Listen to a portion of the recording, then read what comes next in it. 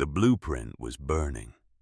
Wren Thorne watched the edges of her father's final design curl and blacken in Frank Callahan's calloused hand. 12 years of pencil-drawn precision reducing to ash in the kitchen sink. The smoke detector screamed. Frank didn't flinch. "Your daddy's dead, girl." His words came out whiskey thick, each syllable a stone dropping into dark water. "These fantasies of yours building castles in the woods, they die with him." Wren's fingers pressed white against the counter edge. On the kitchen table behind Frank sat the manila envelope from Guarantee Life Insurance final notice. Beneficiary assignment required. $250,000, hers in 3 months when she turned 18. His if she signed today. The last ember of James Thorne's Ridge Haven project dissolved into gray powder. Frank turned to her, and for a moment, just a breath, Wren saw something that wasn't anger. It was need. Raw and desperate and more dangerous than rage. "Sign the papers," he said. "We'll call it even. You can stay." Outside the kitchen window, Ash, her mother's German shepherd, stood rigid in the winter driveway, ears back, a low growl vibrating through 9 years of loyalty and training. The dog knew what Wren was only beginning to understand. Some structures, her father once told her, aren't built to stand forever. They're built to give you time to run. Wren looked at the ash in the sink, then at the door. She ran. The screen door cracked against its frame. Cold Virginia air hit her face like a slap. January wind cutting through her flannel shirt and the wool sweater beneath. Behind her, Frank's roar split the twilight, a sound more animal than human bourbon, and desperation given voice. Ash was already moving, a gray shadow peeling away from the porch steps to fall in beside her. The dog's shoulder pressed against her thigh as they hit the gravel driveway, his breath coming in sharp white clouds. 9 years old and still faster than her, still loyal to a dead woman's daughter, because loyalty was the only language he'd been taught. The truck. She needed the truck. But Frank's Silverado blocked the driveway, its rust-eaten bulk squatting between her and escape. She veered left instead toward the tree line where the property ended, and the Jefferson National Forest began. 200 yards of frozen mud and dead grass. The forest was a black wall against the dying light, pine and oak and hemlock, standing sentinel over secrets her father had buried there. Her backpack. She'd left it by the door.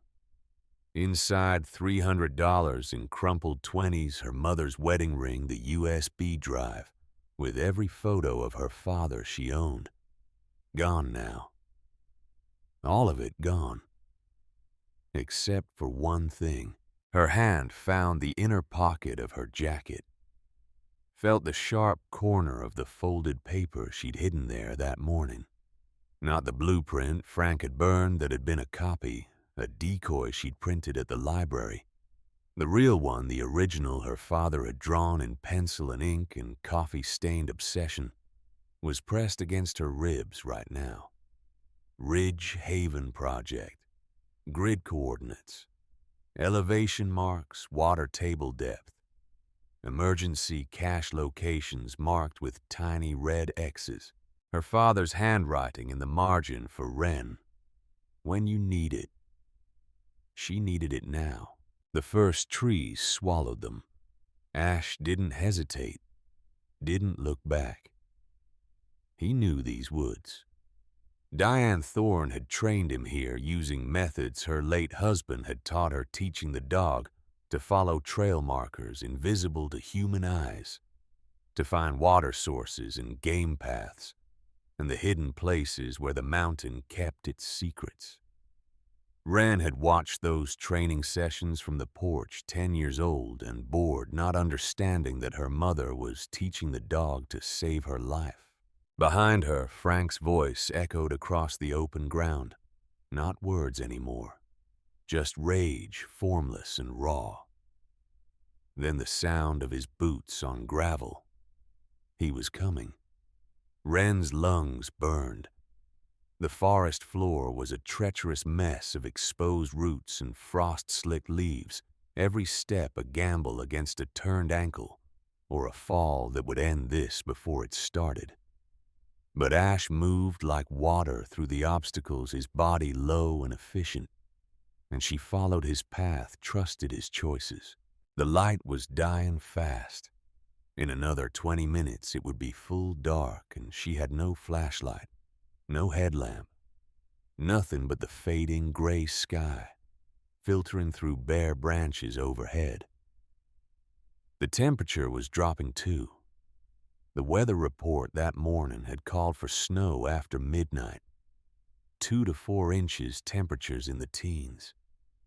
She would freeze out here, unless she found it. The blueprint crinkled against her chest as she ran. She'd studied it so many times she'd memorized every line, every notation. Ridge Haven wasn't just a name. It was a place. A real place her father had built in secret over the course of 2 years before he died, working weekends and stolen evenings while Wren's mother was still alive, and the world still made sense. A bunker carved into the mountain itself, designed to hold 2 people for 6 months if necessary. He'd never finished it. The cancer took him when Wren was 5, and the project died with him. Or so she'd thought.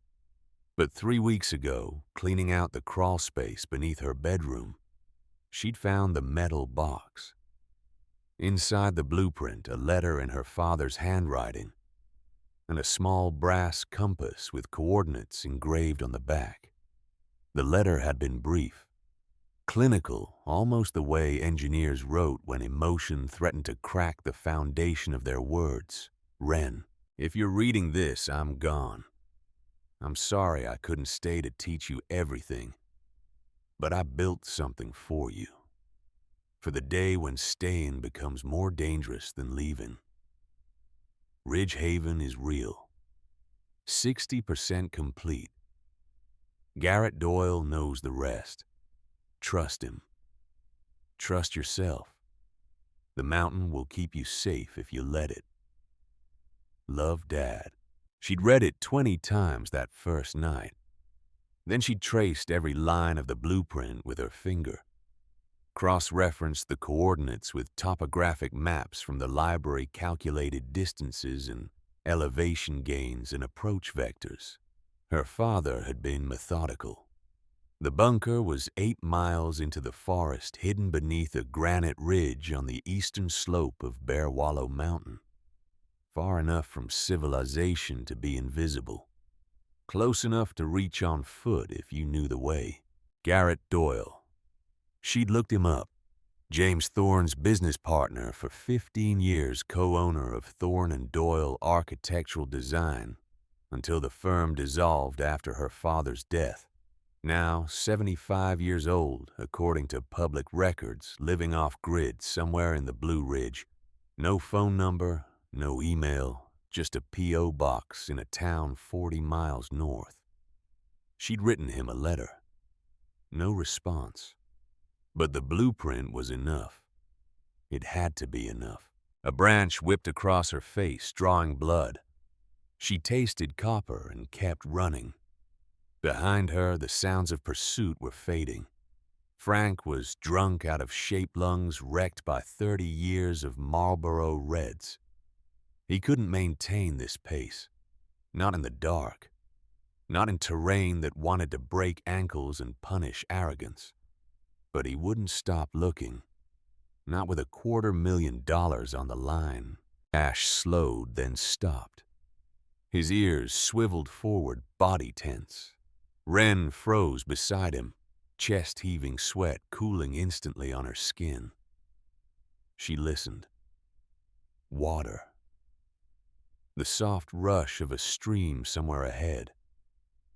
And something else. A low, rhythmic sound that didn't belong to the forest. Breathing. Human breathing. A beam of light cut through the trees 30 yards to her right, sweeping in a slow arc. Flashlight. Handheld, powerful, the kind deer hunters used. But it wasn't Frank. The movement was too controlled, too methodical. Someone else was out here.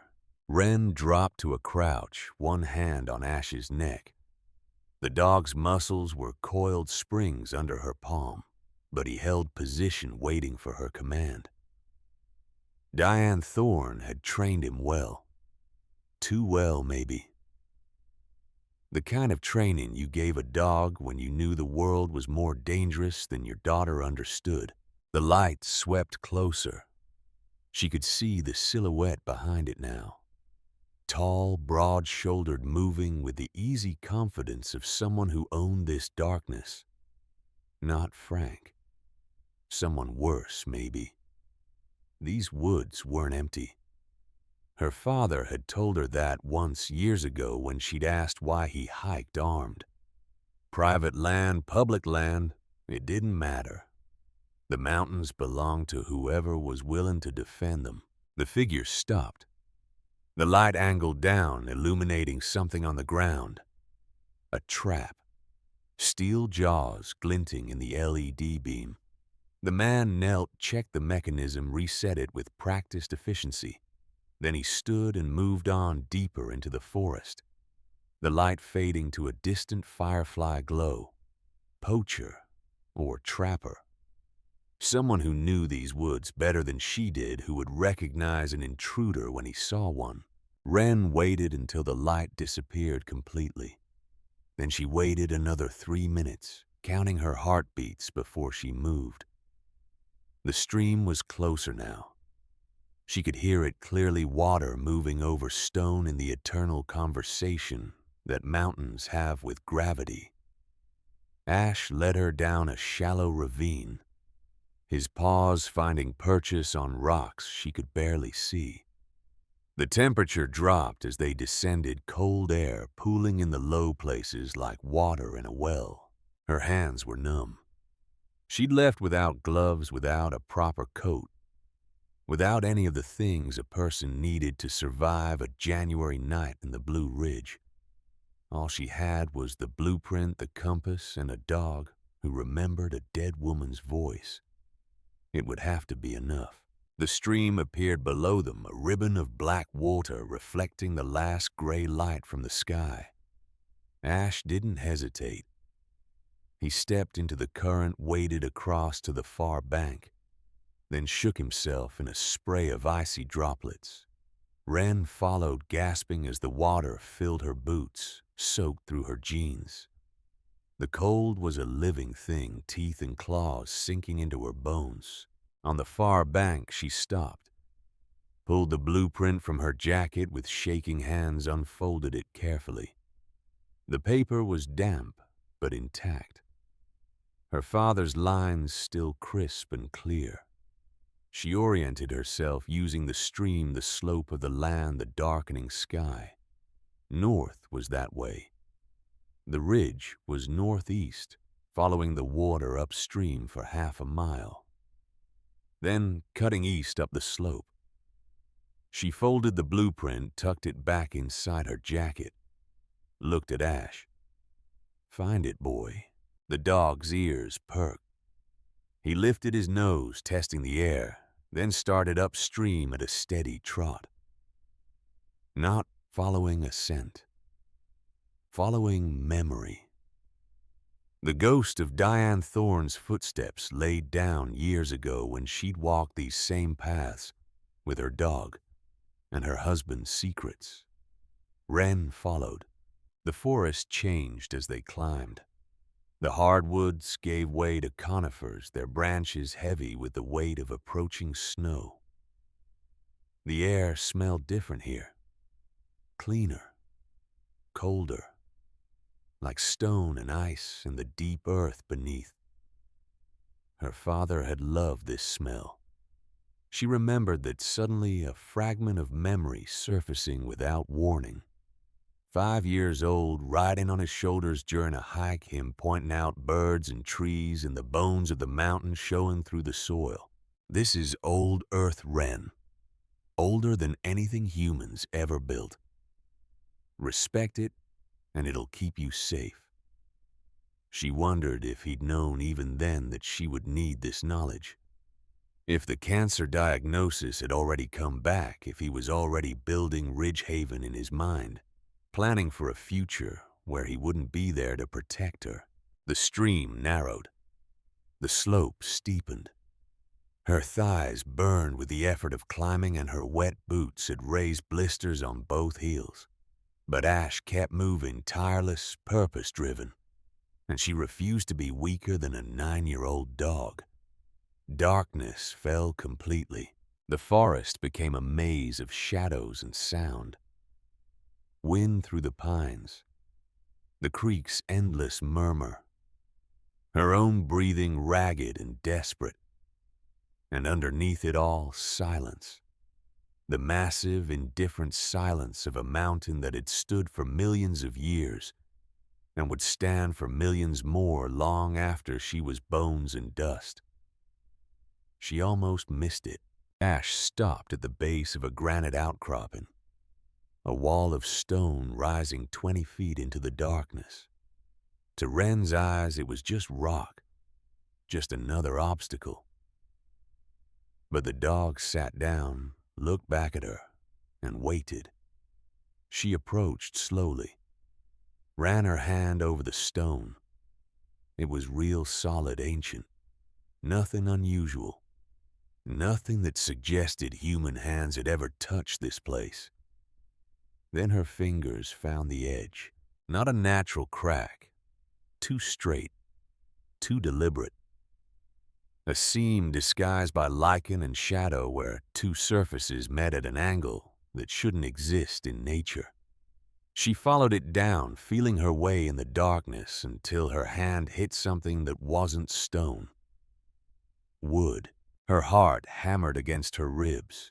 She pulled out the blueprint, but it was too dark to read.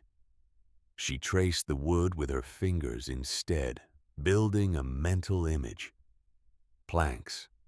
Old, weathered, swollen with years of moisture. But underneath, something else. Metal. Hinges. A door. She found the handle by touch. A simple iron ring, rusted, but solid.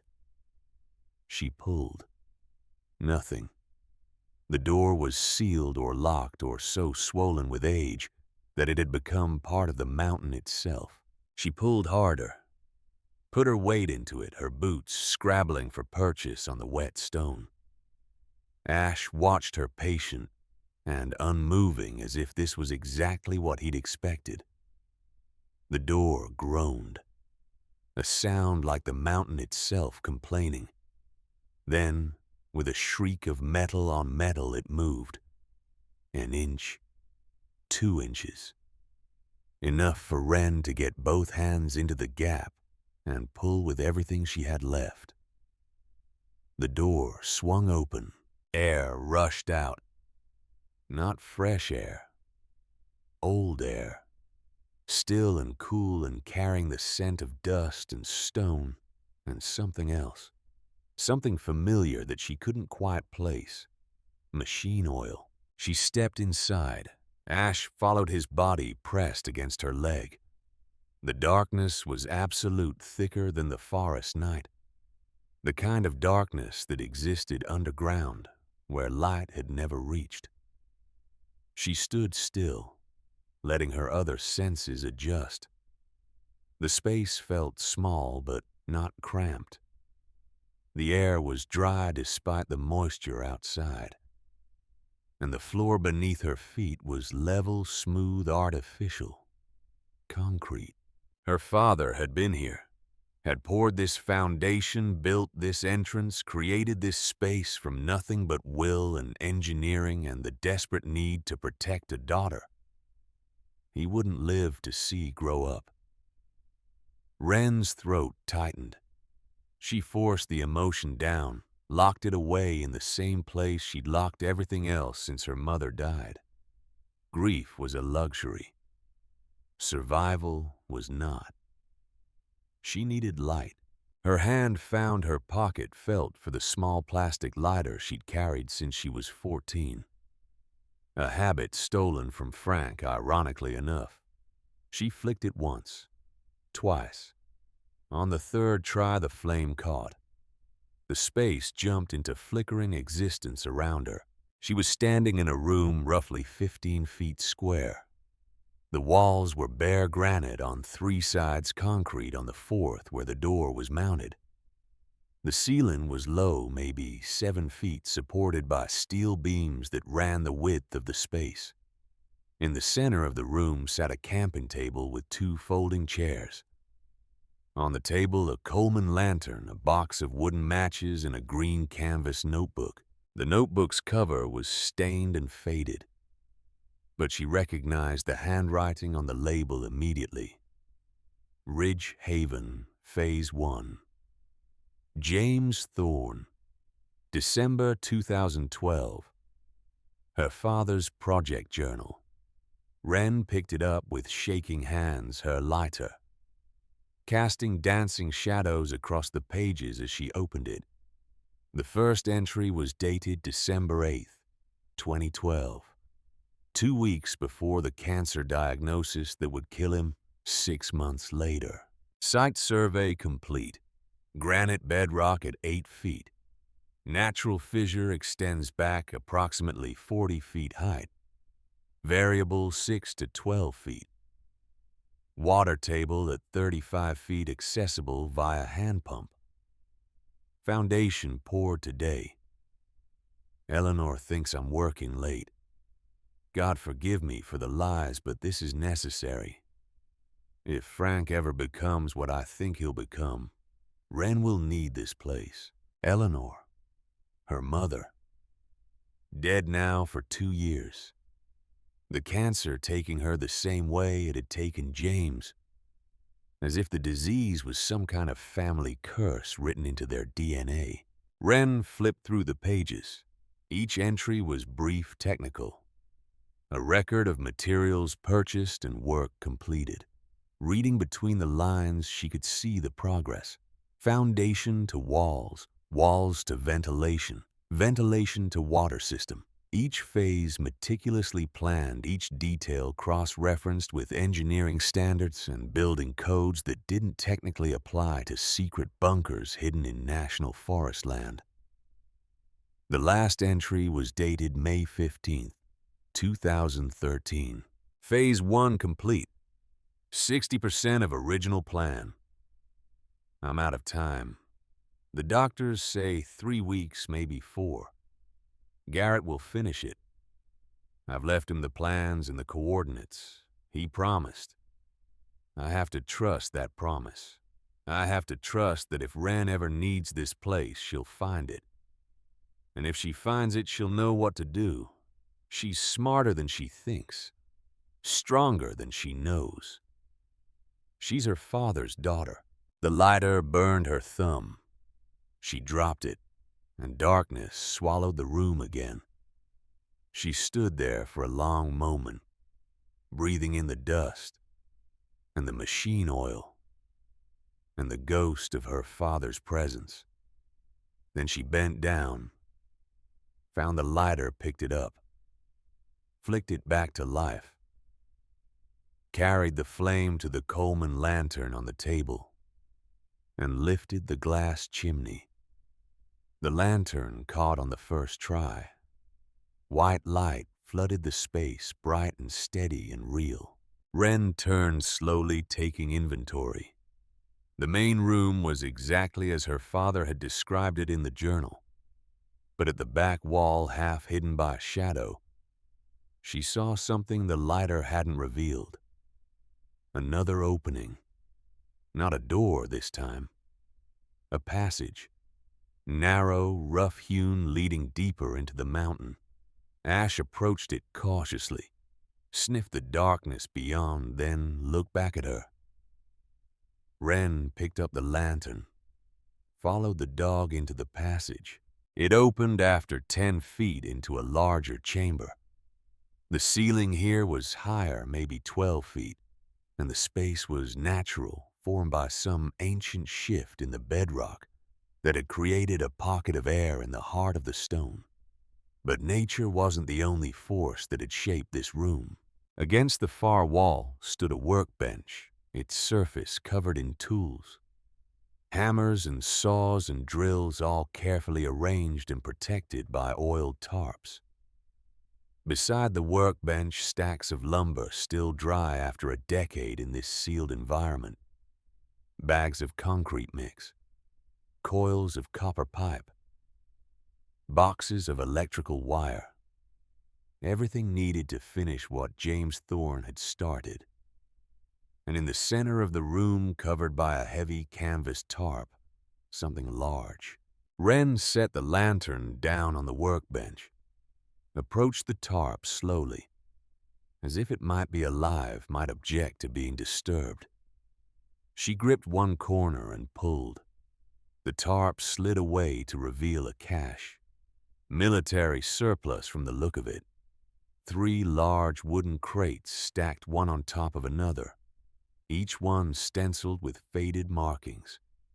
U.S. Army. Do not open. Authorized personnel only. She lifted the lid of the top crate. Inside, packed in protective foam, were supplies.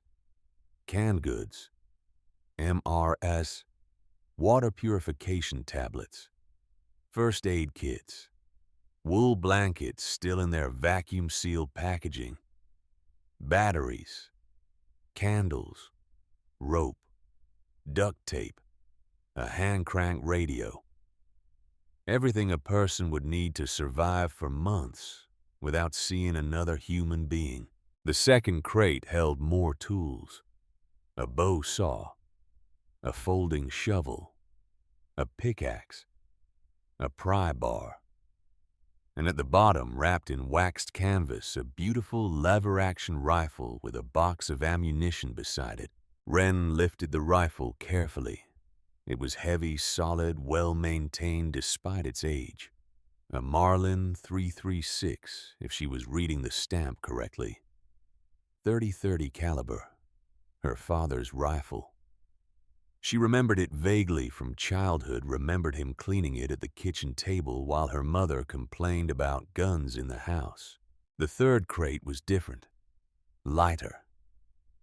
When she opened it, she found books, survival manuals, field guides to edible plants and animal tracking, medical handbooks, and at the bottom a stack of leather-bound journals, all of them blank. For Wren was written on the first page of the top journal in her father's handwriting. When you're ready to write your own story.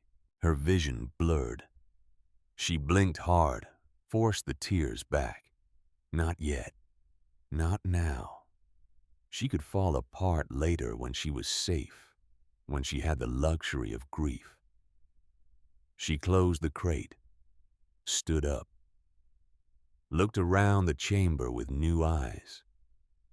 Her father hadn't just built a hiding place. He'd built a home. Incomplete, yes. Unfinished, absolutely. But the bones were here. The foundation was solid. Everything else was just work. And work was something Wren understood. A sound from outside froze her in place. Footsteps, not animal, human. Careful and deliberate, the tread of boots on stone. She grabbed the lantern, killed the flame. Darkness returned like a fist closing. Beside her, Ash growled low in his chest, a sound that raised the hair on her arms. The footsteps stopped outside the entrance. A pause. Then a voice male and rough with age spoke into the silence. "James Thorne's daughter, I presume." Wren didn't move, didn't breathe. "I'm not here to hurt you, girl. I'm here because James asked me to be. 12 years ago, he made me promise. Said if his daughter ever showed up at Ridgehaven, I was to help her finish it." A light appeared in the passage. Not a flashlight. A lantern identical to the one Wren had just extinguished. The glow spilled into the chamber, revealing the figure behind it. An old man, 75 at least, with silver hair and a face weathered by decades of sun and wind.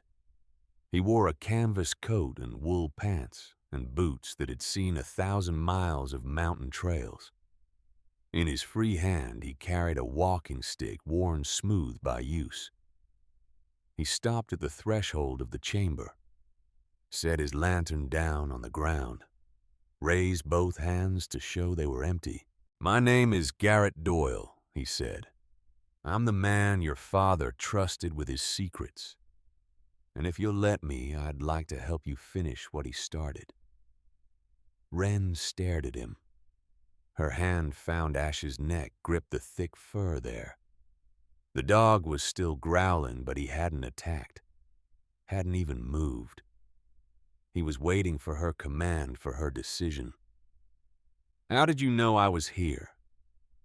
Her voice came out rough, unused. "I didn't. Not for certain. But I've been watching that bastard stepfather of yours for 2 years, ever since your mother died. Watched him drink himself mean. Watched him corner you.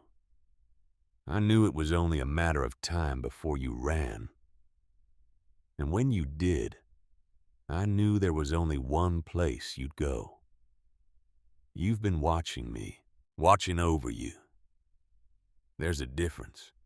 Garrett lowered his hands slowly. "James was my best friend for 20 years. When he died, I made him a promise that if his daughter ever needed Ridgehaven, I'd make sure she could use it. That promise is the only thing I've got left that matters." Wren's mind raced. This man knew her father, knew about this place, knew about Frank. But that didn't make him safe, didn't make him trustworthy. Everyone wanted something. Frank wanted money. What did Garrett Doyle want?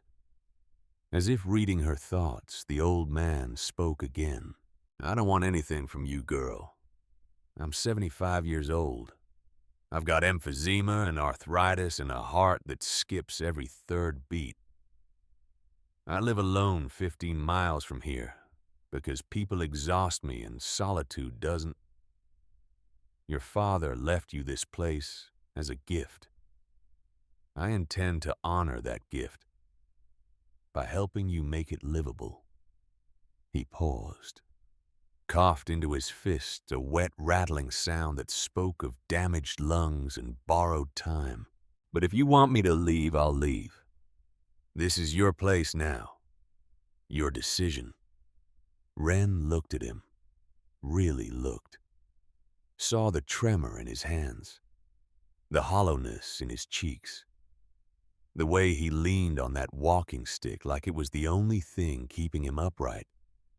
This was not a man who posed a physical threat. This was not Frank. This was someone who had known her father, who had made him a promise, who had kept that promise for 12 years, waiting for a day that might never come. "Did he suffer?"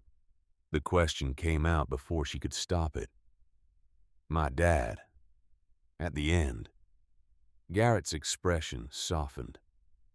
He was ready, made his peace, spent his last weeks making sure everything was in order.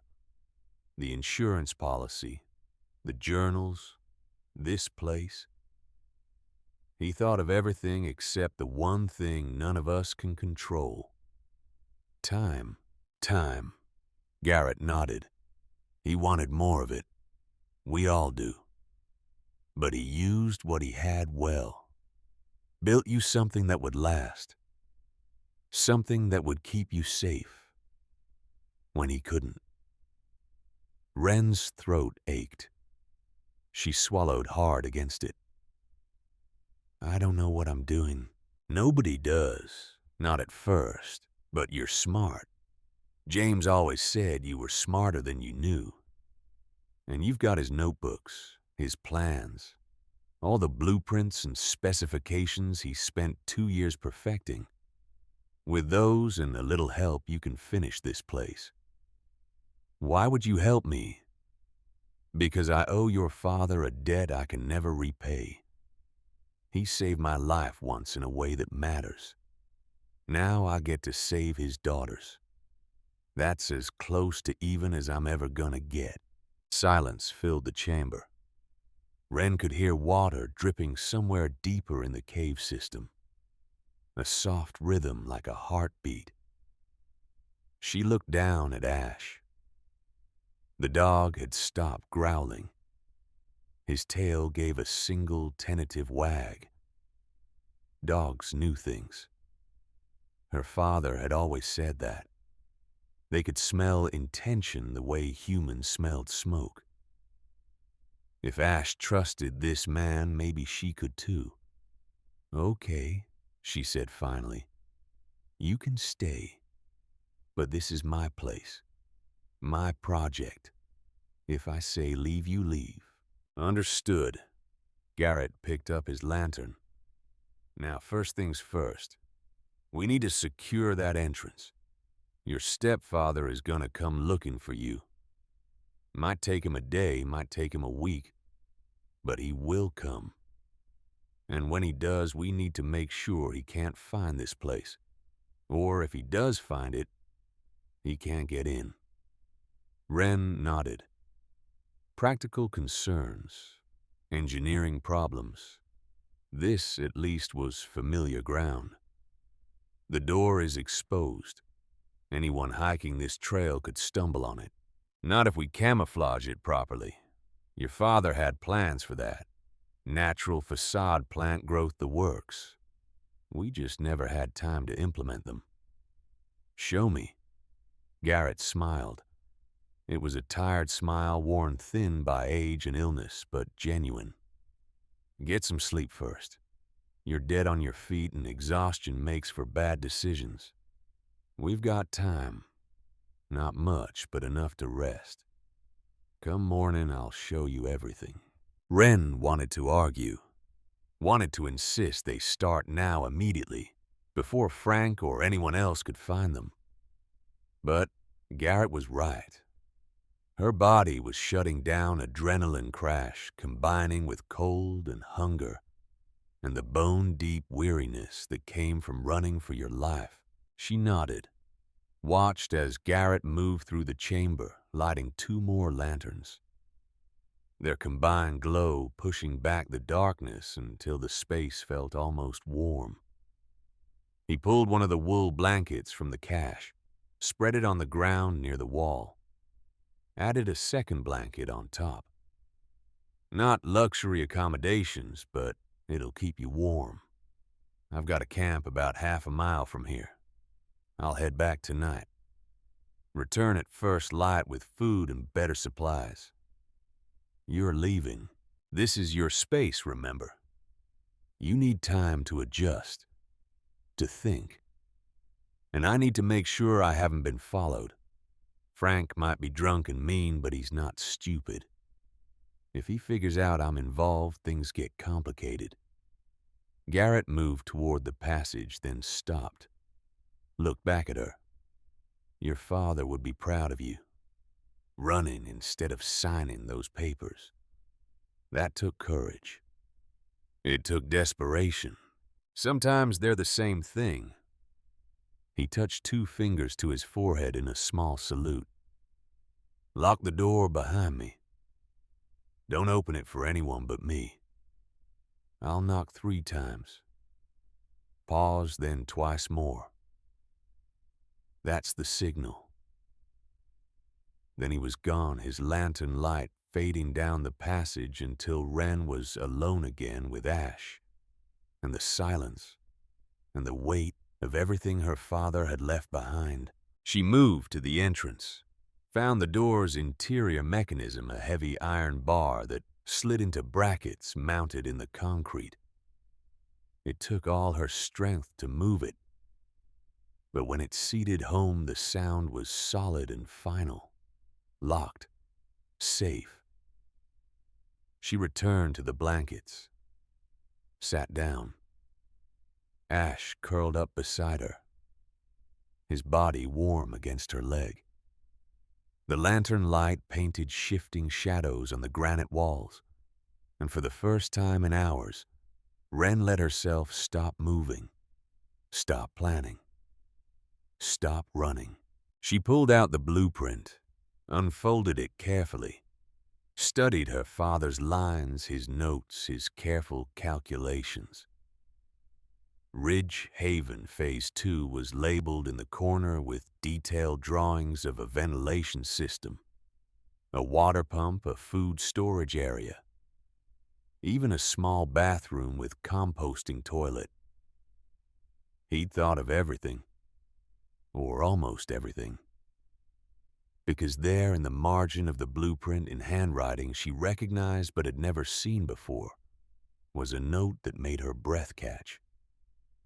Wren, if you're reading this, then Garrett found you. Trust him. He's ornery and stubborn and bad at expressing emotion. But he's the best architect I ever knew. And more importantly, he's a good man. You're going to want to do this alone. You're going to think accepting help makes you weak. You're wrong. The strongest structures are the ones built by many hands, not one. Let him help you. Learn what he can teach you. And when you're done, when Ridge Haven is complete, don't hide here forever. This place is meant to keep you safe until you're strong enough to face the world again. But facing it is the point. I love you. I'm sorry I couldn't stay. Build something beautiful. Dad, Wren read it 3 times. Then she folded the blueprint, pressed it against her chest, and let the tears come. Quiet tears. The kind that didn't need sound, because the grief was too big for noise. Ash pressed closer, his chin resting on her knee, and she buried her free hand in his fur and held on like he was the only real thing left in a world that had become unknowable. Outside, the first snow began to fall, soft and silent, covering the mountain in white, erasing footprints and hiding secrets, and giving the forest back to the silence that was its natural state. Inside Ridge Haven, in the heart of the mountain, James Thorne's daughter slept and dreamed of building something her father would be proud of.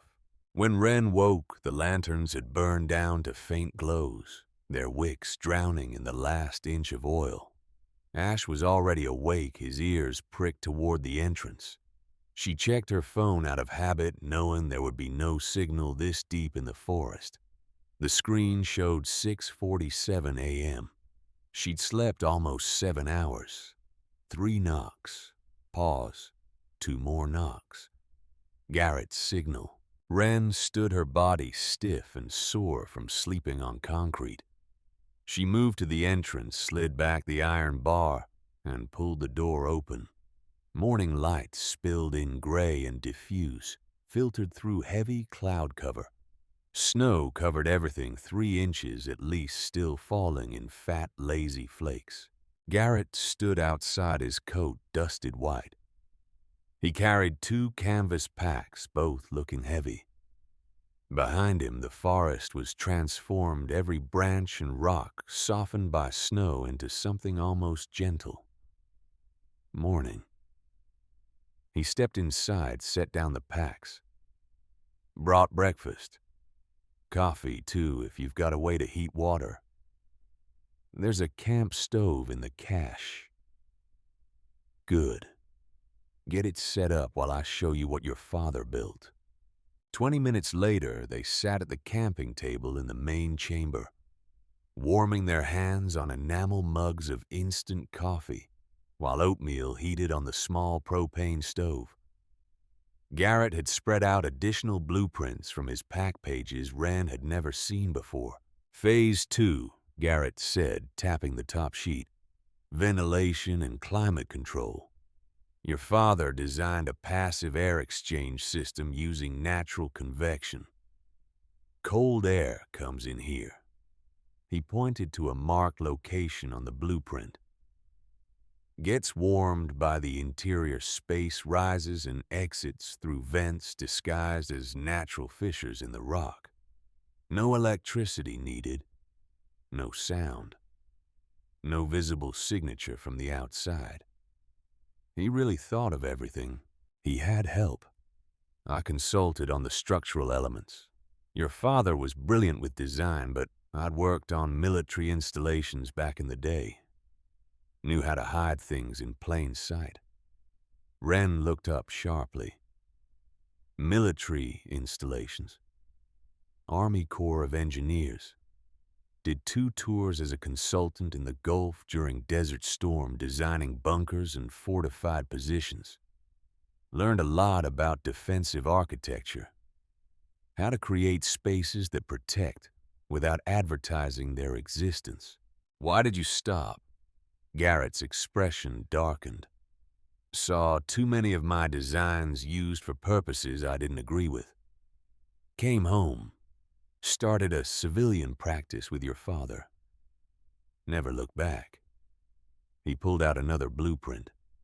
This one showed the entrance in detail with notes about camouflage techniques and security measures. Today we need to work on this. The door is functional, but it's visible. Anyone hiking this ridge with functioning eyes could spot it. We need to change that. How? Natural materials. Your father stockpiled everything we need.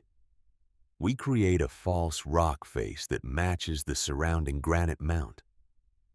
It on a frame we can swing open from inside.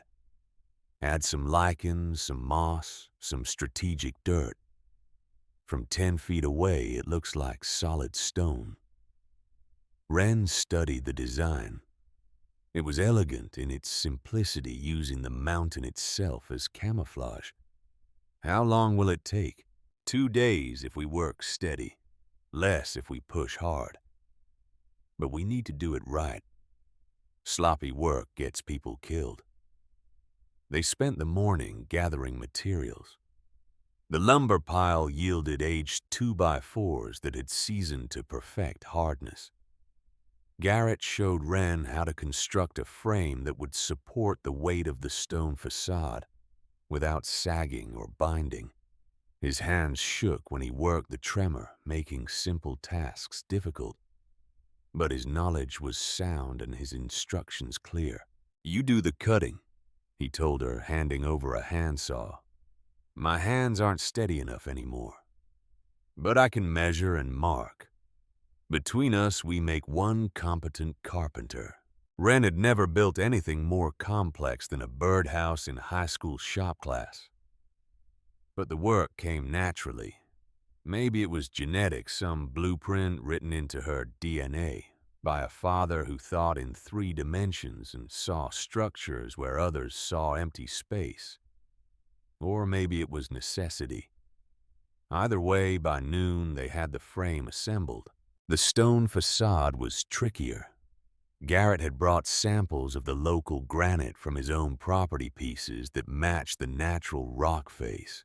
They mixed a mortar from materials in the cache, Portland cement sandwater, and began pressing the stones into place on the wooden frame. Not too perfect, Garrett cautioned. Nature is random. You want variation in color, texture, positioning.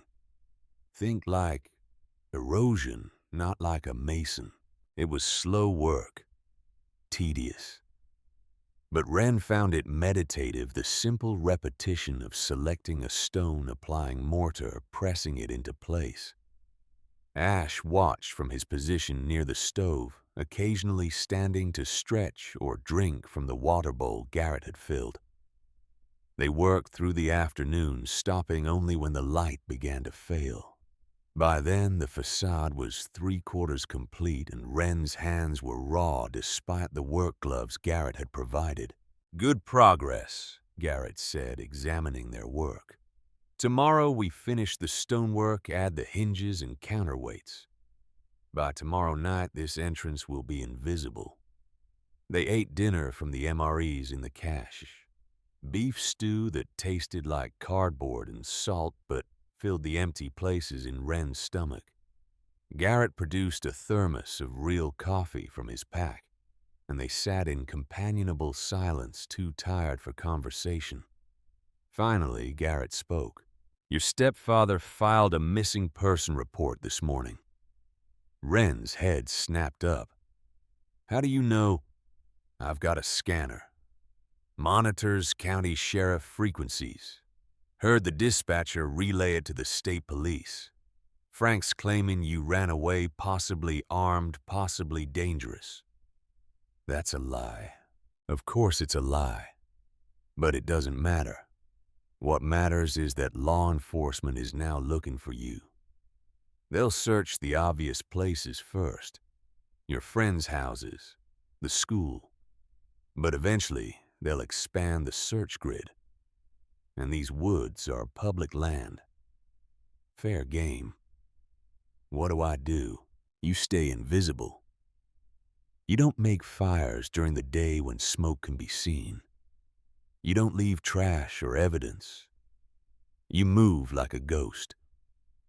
And most importantly, you finish this place so that even if someone walks right past that entrance, they see nothing but stone."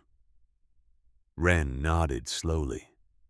The coffee had gone cold in her hands. "How long can I stay here?"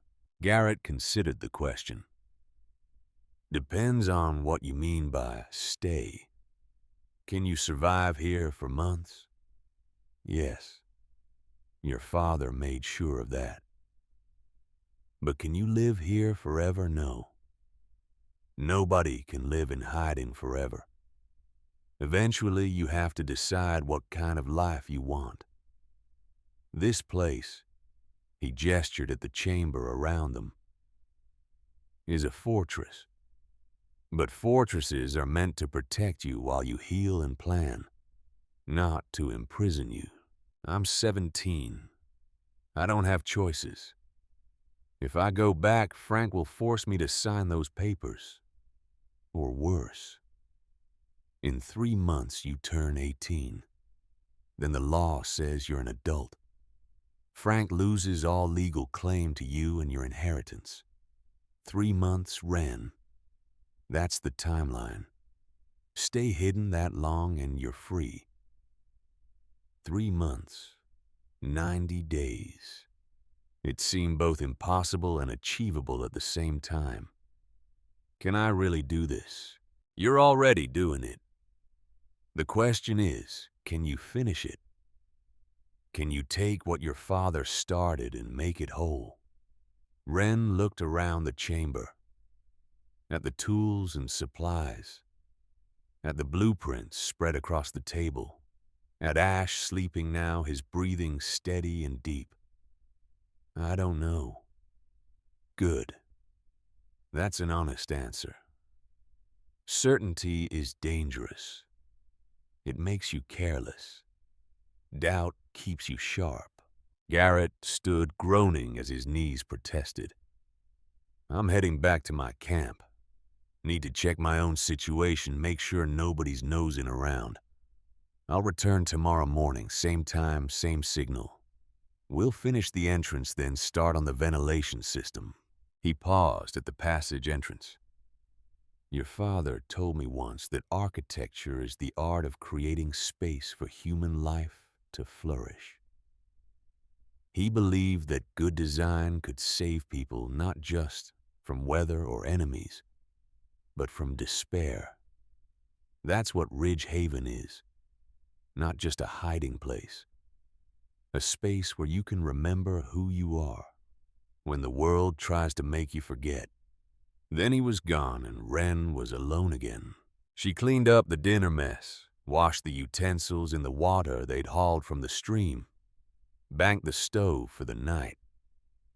The routine felt good, normal, like she was camping rather than hiding, like this was a choice rather than a necessity. Before sleep, she opened her father's project journal again, read through more entries, absorbing his process, his problem solving, his quiet determination to build something that would outlast him. One entry stopped her. February 3rd, 2013. Wren asked me today what I'm building in the garage. I told her it was a surprise. She said she doesn't like surprises. I told her someday she might. She's so much like Eleanor. Same stubborn chin, same fierce intelligence. I wonder what kind of woman she'll become. I won't be there to see it. The thought kills me. But maybe that's the point of all this work.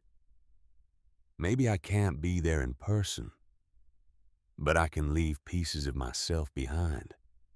Knowledge, tools, safe spaces. Maybe that's what fathers do.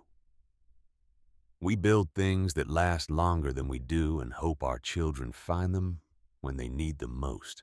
Wren closed the journal. Her vision blurred again, but this time, she didn't fight the tears. She let them come, let them fall onto the pages of her father's words. Let the grief wash through her, like water through stone carving. New channels changing the landscape of her heart. When she finally slept, she dreamed of building, of raising walls and setting beams, and creating spaces where light fell just so and air moved in invisible currents, and every corner served a purpose.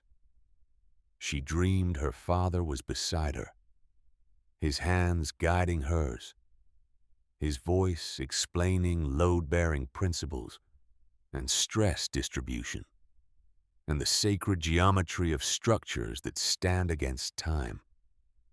She dreamed she was not alone, and for that one night in the heart of the mountain her father had chosen, it was almost true. The false rock face was perfect. Wren stood 20 feet from the entrance, studying Garrett's work with critical eyes. Where the door had been obvious yesterday, a rectangle of weathered wood interrupting the natural stone, now there was nothing but granite.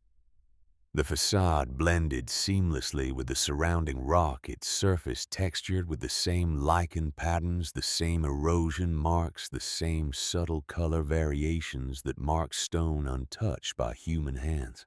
"Can't see it, can you?" Garrett stood beside her, breathing hard from the morning's work.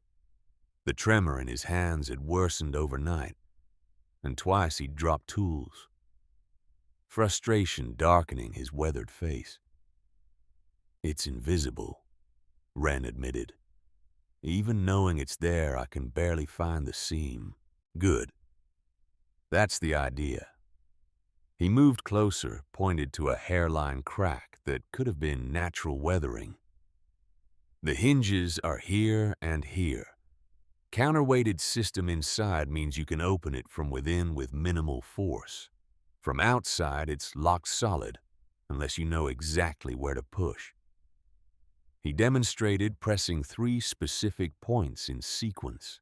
The facade swung inward with barely a sound, revealing the passage beyond. "Your father's design. I just executed it." Garrett let the door swing closed again. Now comes the harder part. They spent the next 2 days working on the ventilation system. Garrett's blueprints showed a network of narrow shafts running through the mountain's granite, engineered to pull fresh air into the living spaces while venting stale air out through fissures disguised as natural cracks. The principle was simple, warm air rises, but the execution was brutally difficult. Wren learned to use the pickaxe, swinging it in controlled arcs that bit into stone with each impact. Her shoulders screamed. Blisters formed on her palms, broke, reformed as calluses. Garrett worked beside her when his lungs allowed, but mostly he directed measuring angles with a clinometer and making calculations in a worn notebook. 6 inches to the left, he'd call out. You're drifting off the optimal path. Air follows the path of least resistance. We need to give it a highway, not a hiking trail. The work was hypnotic. Swing impact chips of granite flying. Swing impact the hole deepening inch by inch. Ash lay near the entrance, watching them with patient eyes, occasionally standing to investigate sounds from the forest outside. On the third day, Wren broke through. The pickaxe punched into empty space and a draft of cold air rushed past her face. They'd connected to a natural fissure in the rock, exactly where Garrett's calculations had predicted. That's the intake, Garrett said, satisfaction clear in his voice. Now we do the exhaust. But that afternoon, everything changed. Wren was hauling debris from the ventilation shaft when Ash suddenly stood, his body rigid, ears forward. A low growl started deep in his chest. Garrett caught her eye, put a finger to his lips. They both froze. Voices. Male. Multiple. Coming from the direction of the main trail, maybe 100 yards away. Searched this whole damn ridge twice now. Girls long gone or dead or both. Sheriff says keep looking. Missing kid, possible foul play. We don't stop till we find something. Search party. Wren's heart hammered against her ribs. Garrett moved silently to the entrance, peered through a tiny gap in the false facade. Wren joined him, pressing her eye to another crack. She could see them through the trees. 3 men in orange vests spread out in a search line, moving methodically through the forest. One carried a long pole for probing underbrush. Another had a handheld radio crackling with static. They were 70 yards away. 60. 50. The man with the radio stopped, spoke into it. Sector 7 clear so far. Moving to the ridge outcrop now. They were coming directly toward Ridge Haven. Garrett's hand found Wren's shoulder, squeezed once. Stay quiet. Stay still. The facade will hold. The searchers approached. 40 yards. 30. Wren could see their faces now. Volunteers, probably. Local men doing their civic duty, searching for a missing girl who didn't want to be found. 20 yards. One of them stopped, looking directly at the rock face that hid the entrance. Wren held her breath. Ash pressed against her leg. Silent now, every muscle coiled. The man took a step closer, then another. He was 10 feet away, close enough that Wren could hear his breathing. He pulled out a cell phone, checked the screen, frowned. No signal this deep in the mountains. He looked up, scanned the rock face one more time. Then he turned away. Nothing here but stone and snow, he called to his companions. Let's move on. They continued past, their voices fading into the forest. Wren and Garrett stood frozen for another 5 minutes, listening until even the faintest sound of the search party had disappeared. Only then did Garrett exhale. Too close. His voice was rough. They'll be back. Different teams, different days, but they'll keep searching. Frank's not gonna let this go. what do I do? What you've been doing. Stay invisible. Finish the work. And pray that winter keeps people out of these woods. He looked at her, his expression grave.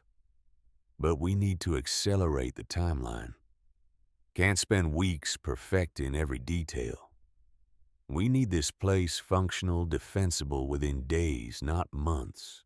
That night after Garrett left for his camp, Wren couldn't sleep. She sat at the table with her father's blueprints, studying them by lantern light, trying to understand what defensible meant in architectural terms. The answer was in the Phase 3 drawings. Her father had designed Ridgehaven with layers. The main chamber was just the beginning. Beyond it, connected by the narrow passage, the natural cave system extended deeper into the mountain. James Thorne had mapped it all, noting choke points and defensible positions, places where one person could hold ground against many. At the very back of the cave system, he'd marked a location with a red circle.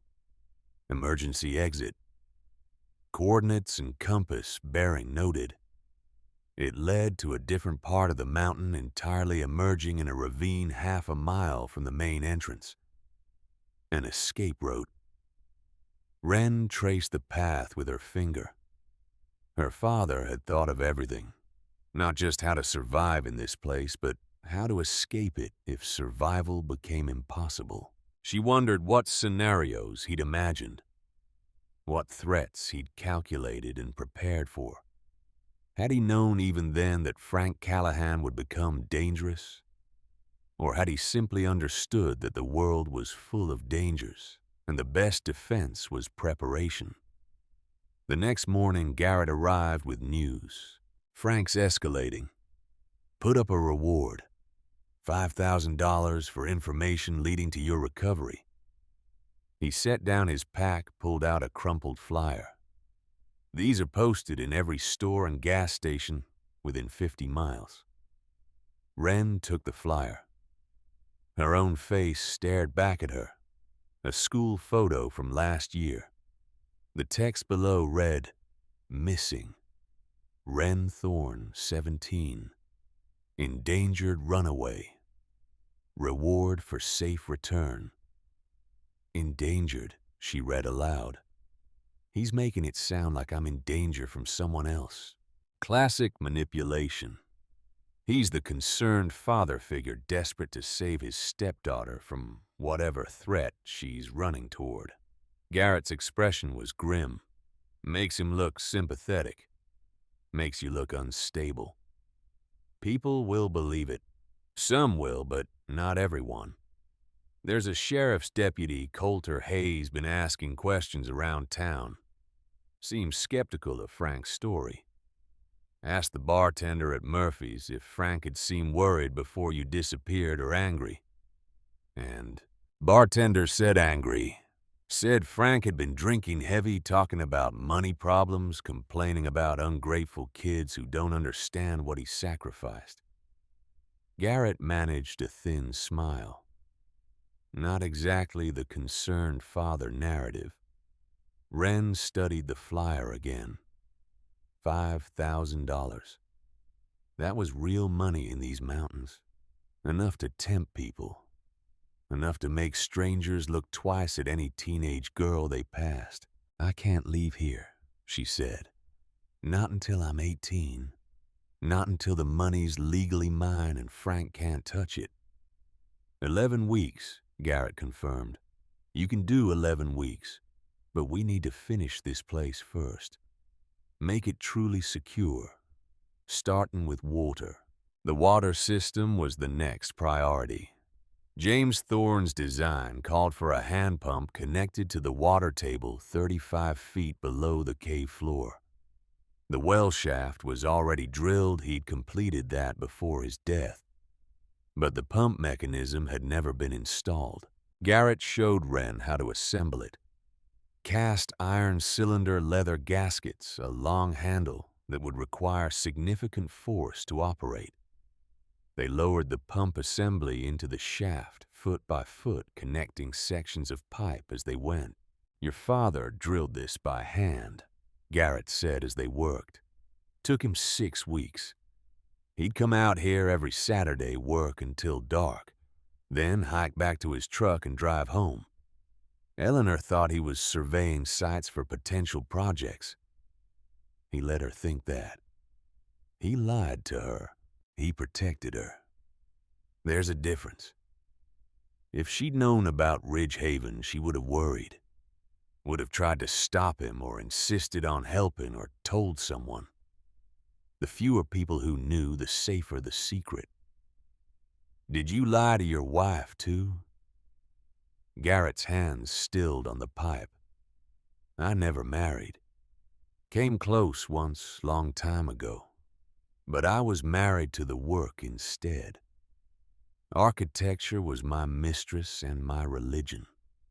By the time I realized what I'd given up, it was too late to get it back. They worked in silence after that. The only sound, the clink of metal on metal, and Garrett's labored breathing. When the pump was finally installed, Wren gripped the handle and pulled. Nothing happened. She pulled harder, throwing her weight into it. The handle resisted, then gave. She pumped it again. Again.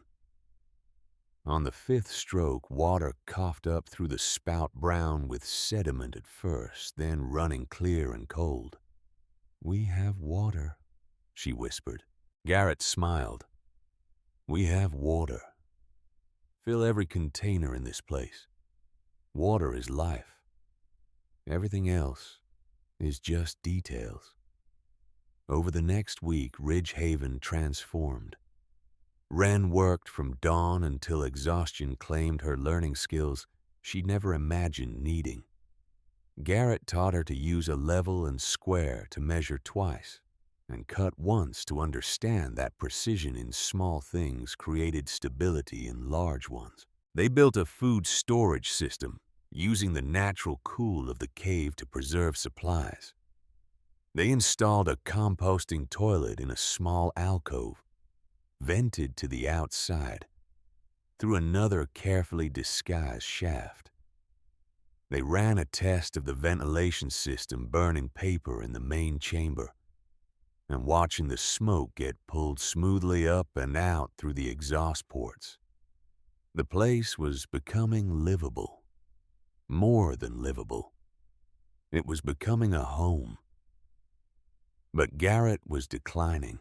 The tremor in his hands spread to his arms. His coughing fits became more frequent, more violent, leaving him hunched over and gasping. Twice he had to stop work entirely, sitting against the wall, with his eyes closed while his breathing stabilized.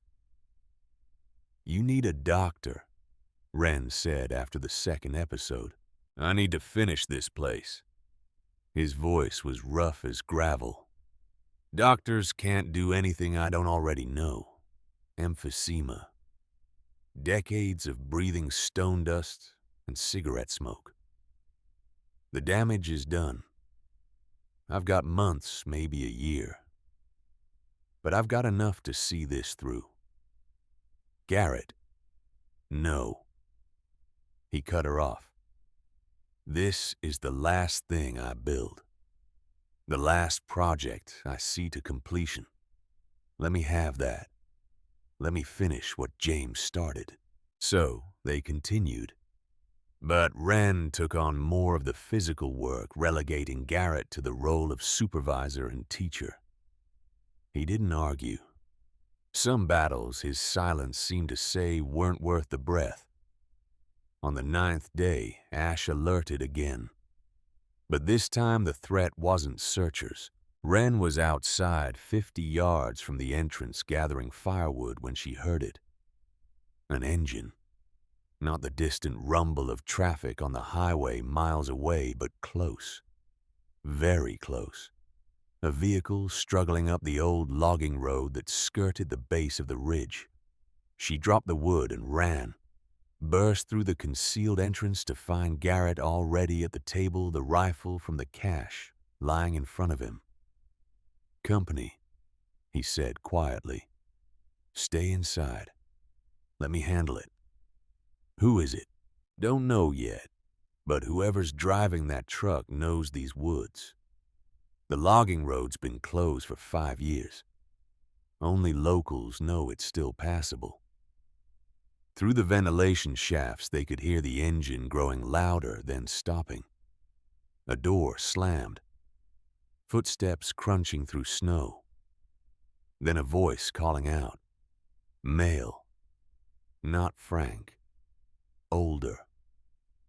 Garrett Doyle, I know you're up here somewhere.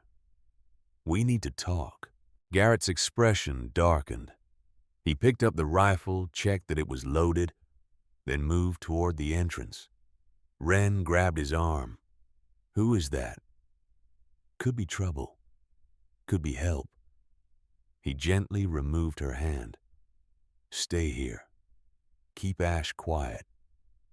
If things go bad, you take that dog and you run for the emergency exit. Don't look back. He slipped out through the entrance before she could respond. Wren pressed her eye to a crack in the facade. The view was limited, but she could see Garrett emerge into the clearing, the rifle held loosely in his hands. Non-threatening but ready. A man stood 30 feet away, late 50s, weathered face, wearing a sheriff's department jacket and holding a thermos. He didn't look armed, but his stance suggested he knew how to handle himself. Coulter Hayes, Garrett said. Wasn't expecting a house call. Sheriff Hayes now, the man corrected. And I'm not here officially. This is a conversation between two men who've lived in these mountains long enough to know when something doesn't smell right. That's so. Frank Callahan's story is bullshit, Garrett. We both know it. Girl runs away in the middle of a snowstorm with no supplies, no plan, supposedly just vanishes into the woods. More likely she's hiding. Question is where and with who? Garrett said nothing. Hayes took a step closer. I knew James Thorne. Good man. Honest. We played poker together for 10 years before the cancer took him. He talked about you sometimes. His partner. Said you were the best architect he'd ever worked with. Said if anything ever happened to him, you'd look after his interests. James has been dead 12 years. His daughter hasn't. Hayes unscrewed the thermos, poured coffee into the lid, offered it to Garrett. It's cold out here, and I'm not your enemy. Garrett didn't take the coffee. What do you want, Coulter? I want to know if Wren Thorne is safe, not where she is, not how to find her, just whether she's alive, fed warm, and protected from the man who's been terrorizing her for 2 years. Why would I know anything about that? Because James Thorne made you executor of a trust fund set up for his daughter. Did you think I wouldn't check $50,000 accessible when she turns 18 or in case of emergency as determined by the executor? That's you, Garrett. You're the safeguard James put in place. Wren's breath caught. She hadn't known about any trust fund. Her father had left her more than just Ridge Haven. He'd left her options. The insurance money was $250,000. Combined with the trust, she'd have $300,000 total. The trust exists, Garrett admitted, but I haven't heard from the girl. Don't insult my intelligence. I've been watching Frank, watching his movements, his behavior. Man's desperate, violent desperate. The kind of desperate that ends with someone getting hurt or worse. If Wren is out here, if you're helping her, I need to know she's not in danger from him, or from you. You wearing a wire, Coulter? Hayes opened his jacket, showed his empty shirt. No wire, no backup, no official capacity. I'm here because James was my friend, and because I've got prostate cancer eating me from the inside out. 6 months, maybe less. I don't have time for politics or covering my ass. I just want to know if I need to protect a 17-year-old girl from the man who's supposed to be protecting her. Silence stretched between them. Wren watched Garrett's shoulders rise and fall as he calculated the risk, weighed the variables. Finally, he spoke. Hypothetically, if I knew where a teenage girl was hiding from an abusive stepfather, and if that girl was safe and warm and learning to take care of herself, would you interfere? Hypothetically, Hayes smiled grimly. I'd make sure Frank Callahan didn't get within 10 miles of wherever this hypothetical girl was hiding. I'd slow walk the investigation, lose some paperwork. Make sure the search teams looked in all the wrong places. And when she turns 18, she's an adult, free to go where she wants, do what she wants, including filing charges against Frank for assault, theft, coercion, whatever applies. Hayes poured more coffee into the lid. Hypothetically, of course. Garrett was quiet for a long moment. Then he nodded. Once. Sharp. Hypothetically, if such a situation existed, the girl in question would be grateful for any time bought. 11 weeks until her birthday. After that, she's beyond Frank's reach. 11 weeks. I can work with that. Hayes raised the coffee in a small salute. Take care of yourself, Garrett, and take care of any hypothetical young women who might need your help.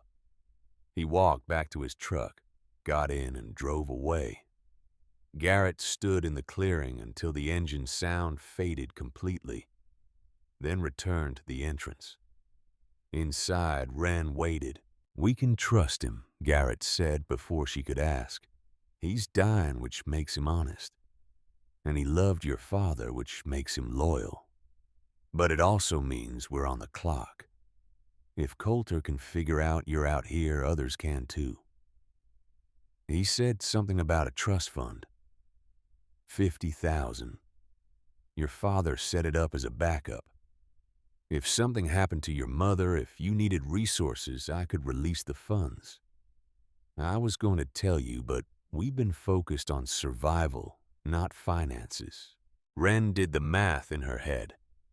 Insurance, $250,000. Trust, $50,000. Total, $300,000. Enough to start a life. Go to college. Build something. If she survived the next 11 weeks, the close call with Hayes made them both paranoid. They stopped working during daylight hours, restricting activity to dawn and dusk, when the forest was dim and visibility poor. Garrett brought supplies in small quantities, nothing that would suggest more than one man camping in the woods.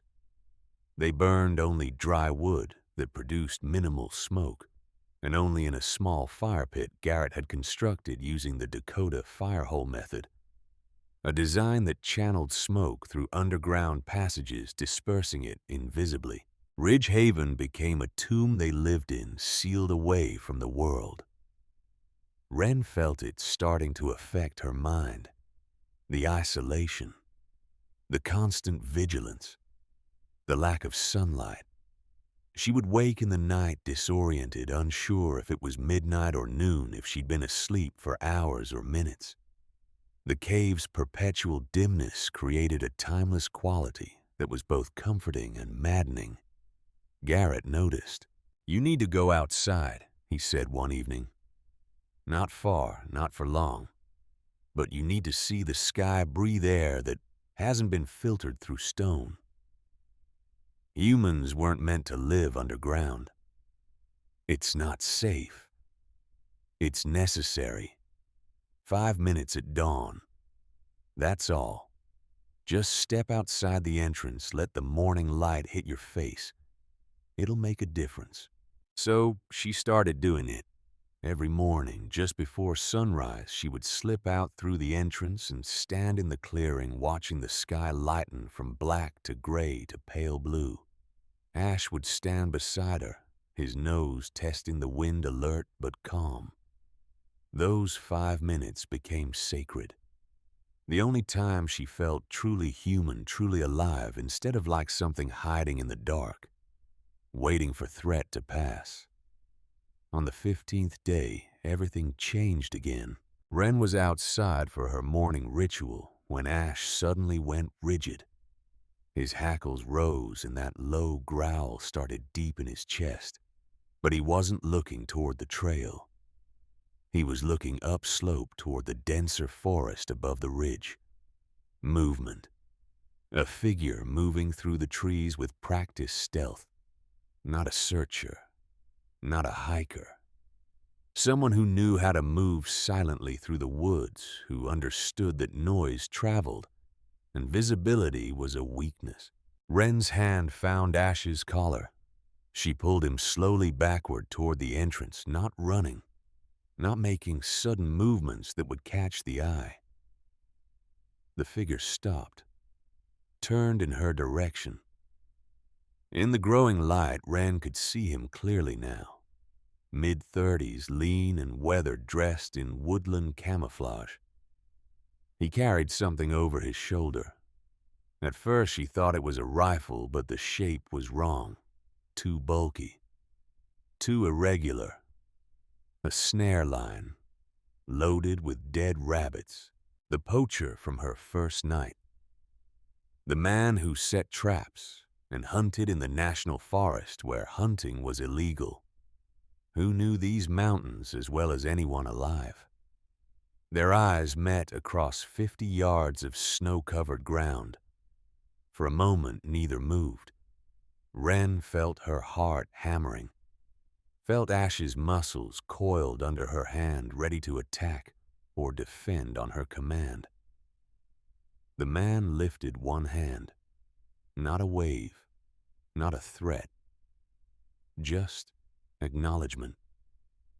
I see you. You see me. We both have secrets. Then he turned and melted back into the forest as silently as he'd appeared. Wren stood frozen for another full minute before she moved. Backed into the entrance. Sealed the door. Found Garrett in the main chamber and told him what had happened. His face went pale. Cole Brenner. Shit. I was afraid of this. You know him. Everyone in these mountains knows Cole. Best tracker in 3 counties. Lives completely off-grid, poaches to survive, doesn't bother anyone and doesn't want to be bothered. But he's got a reputation. If someone needs finding, Cole's the man they hire. The implication hit Wren like cold water. You think Frank hired him. I think Frank can't afford to hire him. Cole charges serious money, but someone might have. The reward's up to $10,000 now. That's enough to interest someone like Cole. He saw me. He saw you. Question is, what's he going to do about it? They spent the day in tense silence, waiting for boots to arrive, for voices to call out, for the secret to break open. But nothing came. No searches, no police, no Frank. Just silence. That night, Wren found something. She was organizing the supply cache, rotating stock checking for damage or spoilage, when she noticed something odd about the back wall of the storage alcove. The stone there looked different. Newer somehow. Less weathered. She ran her hand over it. Not stone. Mortar. Covering something. She grabbed a pry bar, worked it into a seam, and pulled. The mortar cracked, fell away in chunks. Behind it, a shallow cavity. And inside the cavity, a green metal box. Military surplus, like the crates, but smaller, personal-sized. Wren pulled it out, brushed away the dust. No lock, just a simple latch. She opened it. Inside, lying on top of folded papers, was a photograph. Her father and a younger Garrett standing in front of a half-built structure. Both men were smiling, covered in concrete dust, looking proud and tired and alive. Beneath the photo documents, legal papers, the deed to this land purchased under a shell corporation, permits and surveys and geological reports. And at the bottom, a letter addressed to her. Wren, if you found this, you've gone deeper than I hoped you'd need to. This box contains the legal framework that makes Ridgehaven yours. The land, the mineral rights, everything. I bought this property in secret through a company Garrett helped me set up. As far as the government knows, it's owned by Blue Ridge Consulting, LLC, but the company is owned by a trust, and the trust beneficiary is you. This is your land, your mountain, your refuge. If you're reading this, it means things went wrong. It means Frank or someone like him became the threat I feared. I'm sorry I wasn't there to stop it. Sorry I couldn't protect you the way a father should, but I did what I could. I built you a fortress. I gave you tools. I left you this land and the knowledge to use it. The rest is up to you. You're stronger than you know, braver than you think. You're my daughter, and that means you're capable of things that would terrify lesser people. Build something beautiful, Wren. Not just here in this cave, but in your life. Build something that matters. I love you. Dad. Wren read it 3 times. Then she folded it carefully, placed it back in the box with the other documents, and carried the box to her sleeping area. She owned this land. Ridgehaven wasn't just a hiding place. It was hers. Legally, permanently hers. For the first time since running into the forest, she felt something other than fear. She felt power. The next morning, Cole Brenner came back. Wren was inside when she heard the knock. Not Garrett's signal. Just 3 steady raps on the stone facade. She grabbed the rifle, checked the load, and moved to the entrance. Through the crack, she could see him standing in the clearing, hands visible and empty. "Wren Thorne," he called out. "I'm not here to turn you in. I'm here to make a deal." Garrett appeared from deeper in the cave, his own rifle in hand.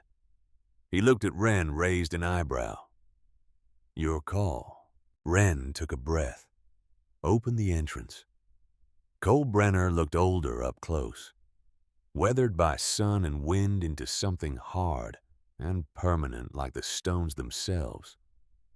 He wore the same camouflage, but no weapons that she could see. "Talk fast," Wren said, "and don't come any closer. Frank Callahan hired me 3 days ago. Offered me $20,000 to find you, bring you back alive." Cole's voice was flat matter-of-fact. "I found you this morning. Could have called him right then, collected the bounty. But I didn't. Why not? Because I watched you. Watched how you moved. Saw the dog. Saw the way you checked your surroundings. Saw the discipline. That's not some spoiled kid running away from chores. That's someone running from something real. Something dangerous." He paused, his gaze steady. "I know Frank Callahan. Drunk. Mean. The kind of mean that gets worse behind closed doors. I'm not in the business of delivering teenage girls back to men like that no matter how much they pay. Then what do you want? I want you to stay hidden. Keep your head down. And in return, I'll tell Frank I searched this whole ridge system and found nothing. I'll feed him bad information. Send him looking in the wrong places. Buy you time. Why would you do that? Cole's expression softened almost imperceptibly. I had a daughter once, long time ago. Her mother took her when she was 5, moved to California, never let me see her again. She'd be about your age now. I like to think if she was in trouble, if she was hiding from someone dangerous, someone would help her. Even if that someone was a stranger. Wren studied his face, looking for deception. Found only weariness and something that might have been regret. What do you want in return? Nothing. Just don't get caught. Don't make my lie obvious. And when you're 18, when you're safe, you remember that not everyone in this world is an enemy. He stepped back, preparing to leave, then stopped. One more thing. Frank's getting desperate. Started talking to some people from out of town. Men who don't ask questions and don't care about laws. If he brings them up here, I can't help you. You understand I can misdirect searchers and delay police, but if he brings muscle, you need to be ready to disappear. I understand. Cole nodded, turned to go, then looked back one more time. Your father built something good here. I've been hunting these woods for 20 years, walked past this spot 100 times, never saw it, until I watched you come out of solid stone. That takes skill. Respect the gift he gave you. Then he was gone, moving through the forest like smoke, leaving no trace. Garrett lowered his rifle. Well, that was unexpected. Can we trust him? Can we afford not to? Garrett leaned against the wall, suddenly looking every one of his 75 years. We're running out of allies, Wren. Coulter can only do so much. I'm getting weaker every day. If Cole Brenner's willing to buy you time, we take it. Wren nodded slowly. Around them, Ridge Haven stood silent and secure, a fortress carved from stone and her father's foresight. But even fortresses could fall if the siege lasted long enough. She had 11 weeks to turn 18. 77 days until she was legally free of Frank, legally in control of her inheritance, legally able to choose her own path. 77 days to finish what her father started, starting now. The weather turned vicious on the 53rd day. Wren woke to a sound she didn't immediately recognize, a deep bass rumble that seemed to come from the mountain itself. Then she understood. Wind. Not the gentle breezes that whispered through the pines, but something massive and violent. The kind of wind that bent trees and tore shingles from roofs and reminded humans exactly how small they were. Garrett was already awake, sitting at the table with a battery-powered radio pressed to his ear. His face was grave in the lantern light. Blizzard, he said without preamble. The real kind. National Weather Service is calling it a once-in-a-decade storm. 2 feet of snow minimum. Winds up to 60 miles per hour, temperatures dropping to 0. It's gonna hit in about 6 hours. Wren moved to the entrance, cracked it open just enough to feel the air outside. The temperature had already dropped 20 degrees since yesterday. The sky was the color of old bruises, heavy and swollen with the weight of coming snow. We're secure here, she said. We've got food, water, heat. We can wait it out. We can. Garrett set down the radio. But anyone caught outside can't. This storm's gonna kill people, Wren. Hikers who didn't check the weather. Hunters who thought they had time to get back. Homeless folk camping in the woods.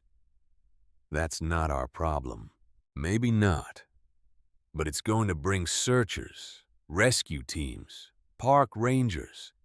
After the storm passes, these mountains will be crawling with people looking for bodies. He coughed a wet, rattling sound. We need to be invisible. More invisible than we've been. They spent the morning preparing. Wren hauled every container they had to the water pump and filled them to capacity. Garrett checked and double-checked the ventilation system, making sure the intake vents wouldn't clog with snow. They organized the food stores, rationed fuel for the camp stove, tested the backup lanterns. By noon, the first snowflakes began to fall. Within an hour, the world outside had disappeared into white. Wren had never seen snow like this. It didn't fall so much as fly horizontally, driven by wind that howled like something alive and hungry. Through the small observation port they'd installed in the entrance, she could see trees bending at impossible angles, branches snapping with sounds like gunshots. The temperature inside Ridge Haven remained stable, 45 degrees cool, but manageable with the wool blankets and the small amount of heat from the camp stove. The ventilation system worked perfectly, pulling fresh air in and venting the stale air out without creating drafts or letting the cold penetrate. Her father had designed this place to withstand exactly this scenario. Once again, his foresight was saving her life. They settled in to wait. Garrett read from one of the books in the cache a field guide to Appalachian flora. Wren worked on the journal her father had left her, finally beginning to write her own story. Ash slept near the stove, content and warm. It was almost peaceful. Then on the second day of the storm, they heard the voice. Faint at first, nearly lost in the wind. A man's voice calling out. Not words, just raw sound. Human sound, the kind of noise people make when they're beyond words and running on pure survival instinct. Garrett heard it too. He looked at Wren, and she saw the question in his eyes. No, she said immediately. We can't. We open that door, we risk exposure. We risk someone seeing this place. Someone's dying out there. Someone's always dying somewhere. That doesn't make it my responsibility. But even as she said it, she was moving toward the entrance, moving toward the observation port, looking out into the white chaos. She couldn't see anything. Just snow and wind and more snow. But the voice came again, closer now. Whoever it was, they were heading directly toward the ridge, toward Ridge Haven, drawn perhaps by the shelter of the rock face or simple blind luck. We have to help, Garrett said quietly. Your father would have helped. My father's dead because he helped. He married my mother, tried to help her recover from losing her first husband. Then he took in Frank because Mom asked him to try to help a broken veteran find purpose. And where did that get him dead at 35, leaving his daughter to clean up the mess? The bitterness in her voice surprised even her. She'd never said it out loud before, never let herself think it. But it was true. Her father's generosity, his fundamental belief in helping people, had led directly to the situation she was in now. Maybe, Garrett said. Or maybe he understood that being human means helping even when it's not convenient, even when it's dangerous. The voice came again, weaker this time. Whoever it was, they were running out of time. Wren closed her eyes, counted to 10, opened them. If we do this, we do it smart. We bring them inside, we keep them unconscious or restrained until the storm passes, and then we get them out of here with no memory of where they were. Agreed. Agreed. She grabbed the rope from the supply cache, tied one end around her waist and the other around the support beam nearest the entrance. Pulled on her coat, her gloves wrapped a scarf around her face. Garrett handed her the rifle. "Just in case," he said. Wren nodded. "Open the entrance." The wind hit her like a physical blow, stealing her breath, driving snow into her eyes hard enough to sting. The world was a maelstrom of white and cold and violence. She could barely see 10 feet in front of her face. But she could hear the voice. Off to her left, maybe 20 yards away. She pushed forward, one hand on the rope, the other holding the rifle. Each step was a battle against the wind, against the knee-deep snow that had already accumulated. Ash tried to follow, but she commanded him back. If she got lost, he needed to lead Garrett to her. 15 yards, 10, 5.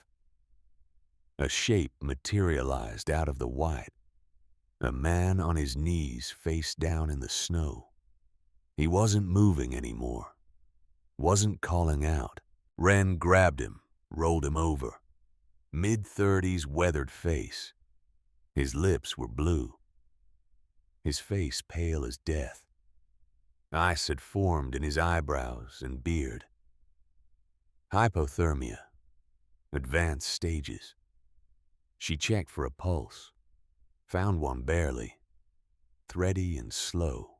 No time for questions. No time for caution. She grabbed him under the arms and pulled. He was dead weight, easily 170, all of it, limp and uncooperative. The wind fought her for every inch, trying to push them both down, trying to bury them under the accumulating snow. But Wren had spent 8 weeks hauling rock and timber. She'd built muscles she didn't know existed, developed a core strength that came from swinging pickaxes and lifting concrete bags. She pulled and the man moved. 5 yards, 10, 15. The entrance appeared out of the white like salvation. Garrett was there, reaching out, grabbing the man's legs. Together they hauled him inside, slammed the door shut behind them, cutting off the wind like a knife. Silence. Relative silence.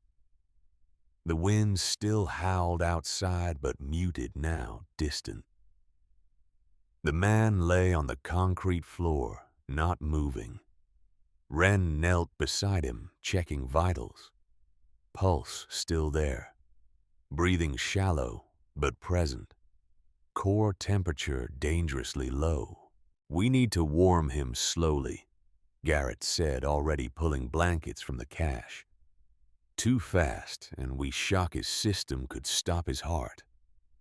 Get his wet clothes off." They worked together, stripping away frozen layers. The man's skin was pale and cold to the touch, like touching marble. Underneath his coat, Wren found a wallet. She opened it. Driver's license. Cole Brenner. Her blood went cold. Garrett. He looked up from positioning the blankets, saw the license. Understanding dawned in his eyes. Shit. What's he doing out in this? He knows these woods. He wouldn't get caught in a storm like this unless he was looking for someone. For you. Trying to warn you about something. Garrett finished the thought.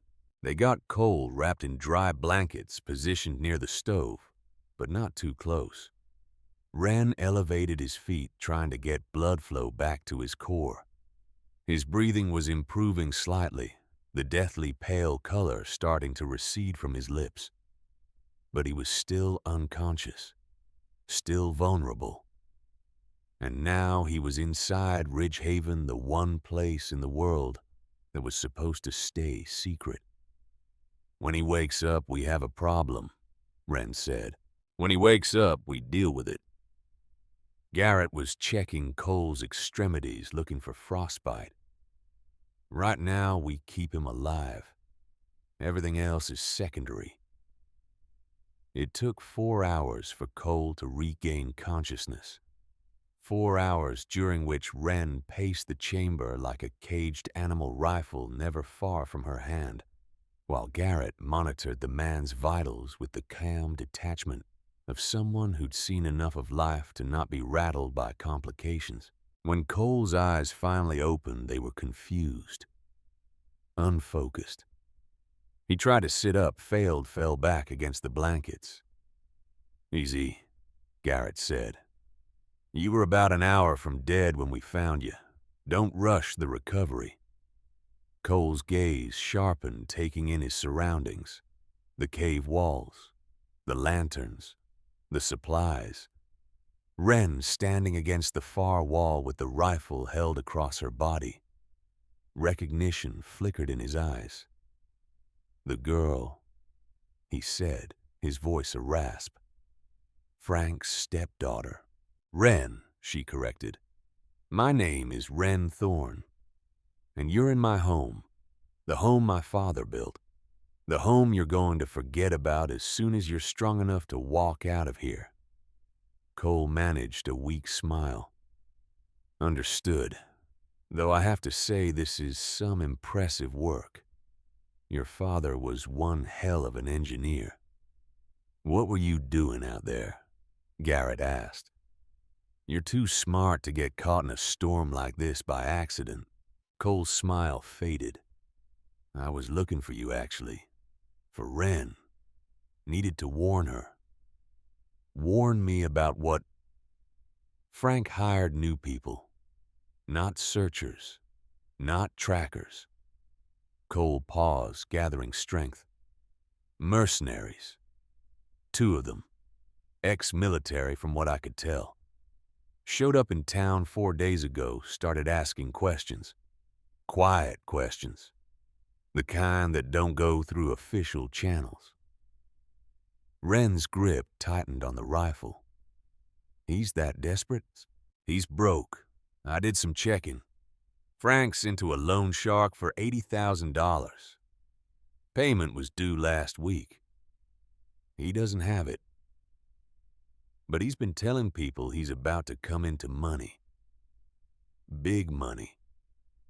$250,000 in insurance payout from his stepdaughter. I'm not signing anything. I know, which is why he's moved past asking." Cole tried to sit up again, managed it this time with Garrett's help. "These men he hired, they're not here to find you and bring you home. They're here to make you sign that paperwork. By whatever means necessary." The words hung in the air like smoke. "Where are they now?" Garrett asked. "Holed up in town, waiting out the storm. But when this clears, they'll start searching. And these aren't volunteers with day jobs. These are professionals. They'll search methodically, thoroughly, with equipment and training." Wren moved to the observation port, looked out at the continuing blizzard. "How long do we have?" "Storm's supposed to break tomorrow afternoon. Give them a day to prepare, another day to get up here. Call it 72 hours. Maybe less if they're really motivated. 72 hours, 3 days. And Wren was still 6 weeks away from turning 18. "We need to leave," she said. "Use the emergency exit. Get to a town, find somewhere else to hide until my birthday." "You won't make it." Garrett's voice was flat. "Even after the storm clears, the snow will be hip-deep in places. Temperature's gonna stay below freezing for at least a week. You try to hike out of here, you'll freeze or break a leg or get lost.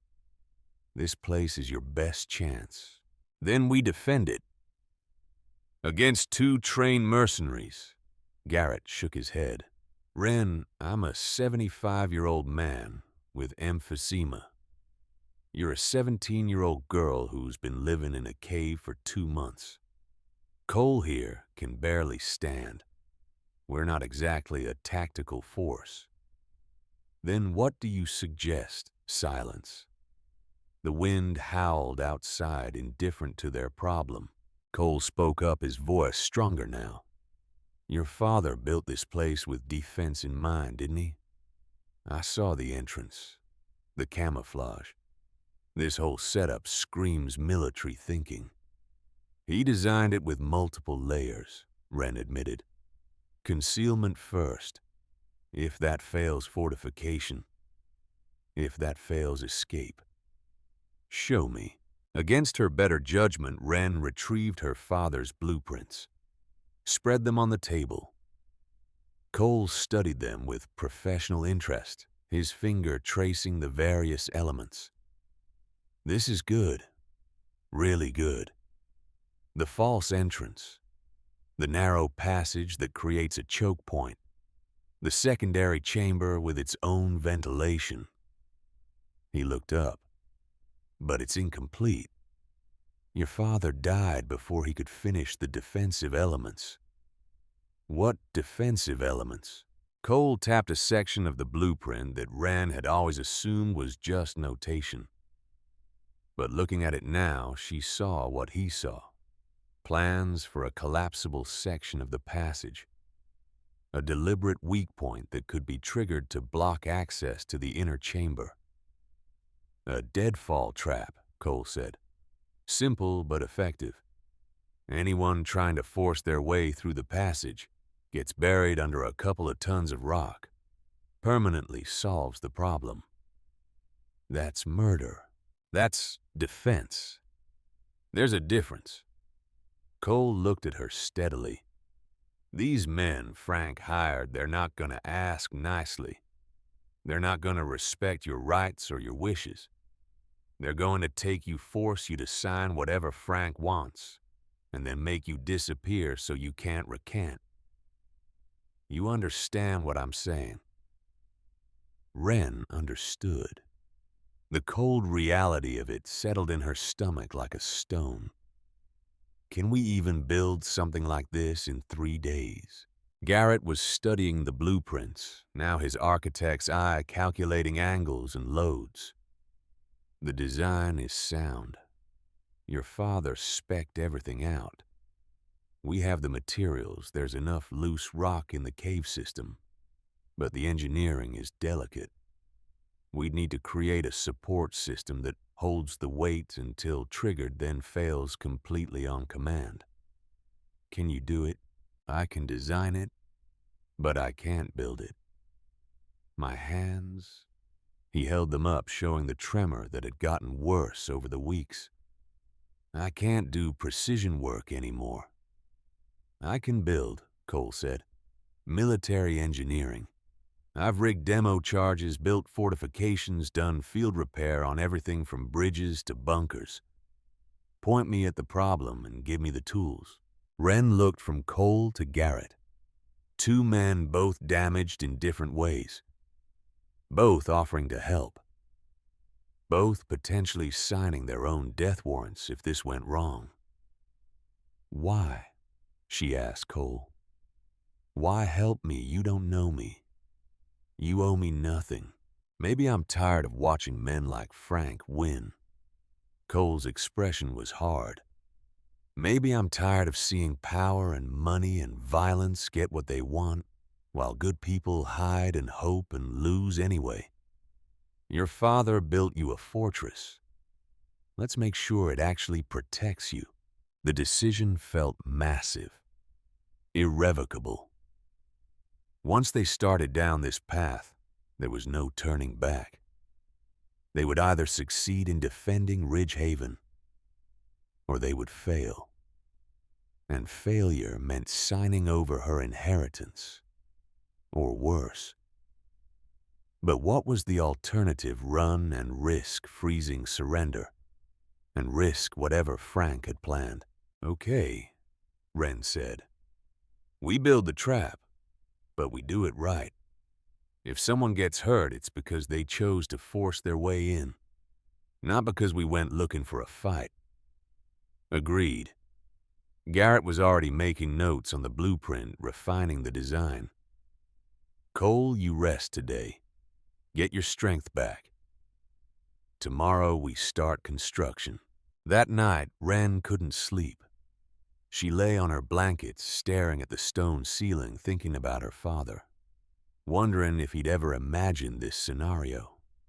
If he'd known when he drew those blueprints that his daughter might actually need to defend this place with lethal force. Probably he had. James Thorne thought of everything. She must have dozed eventually because she woke to Garrett shaking her shoulder gently. Morning light was filtering through the observation port, pale and cold, but the wind had stopped. The storm was passing. "It's time," Garrett said. They worked for 18 hours straight. Cole, still weak but functional, directed the operation with military precision. Garrett refined the calculations, adjusting for rock density and structural loads. And Wren did the physical labor, hauling stones, positioning supports, building the infrastructure that would either save her life or end someone else's. The trap was elegant in its brutality. A section of the passage ceiling, approximately 8 feet long, was supported by a wooden framework that looked permanent, but was actually held in place by a single iron pin. Remove the pin and the framework would collapse, dropping several tons of granite into the passage and sealing it completely. The pin could be pulled from inside the inner chamber, using a rope system that ran along the wall. One hard pull and anyone in the passage would be crushed. "We need to test it," Cole said when the construction was complete. "How do you test a death trap without killing anyone?" Wren asked. "We build a small-scale model. Same principles, smaller rocks. See if the physics work." They spent another 6 hours building a miniature version of the trap in a side chamber, using stones they could actually lift. When Cole pulled the test pin, the structure collapsed exactly as designed. Fast, complete, irreversible. It would work. "Now we prepare the rest," Garrett said. He was exhausted, his face gray, his breathing labored, but his mind was still sharp. "We assume they get past the entrance. Assume they make it to the passage. What then?" "Then I give them a choice," Wren said. "I talk to them, explain that I'm not going back. Offer them money, I'll sign over some of the trust fund to leave me alone. Give them an out that doesn't involve violence. And if they don't take it, then I pull the pin." Cole nodded slowly. "You understand what that means. You'll be killing them. Doesn't matter that they threatened you first. Doesn't matter that it's self-defense. You'll carry that weight forever." "I know." Wren met his eyes. "But I'll carry it alive and free.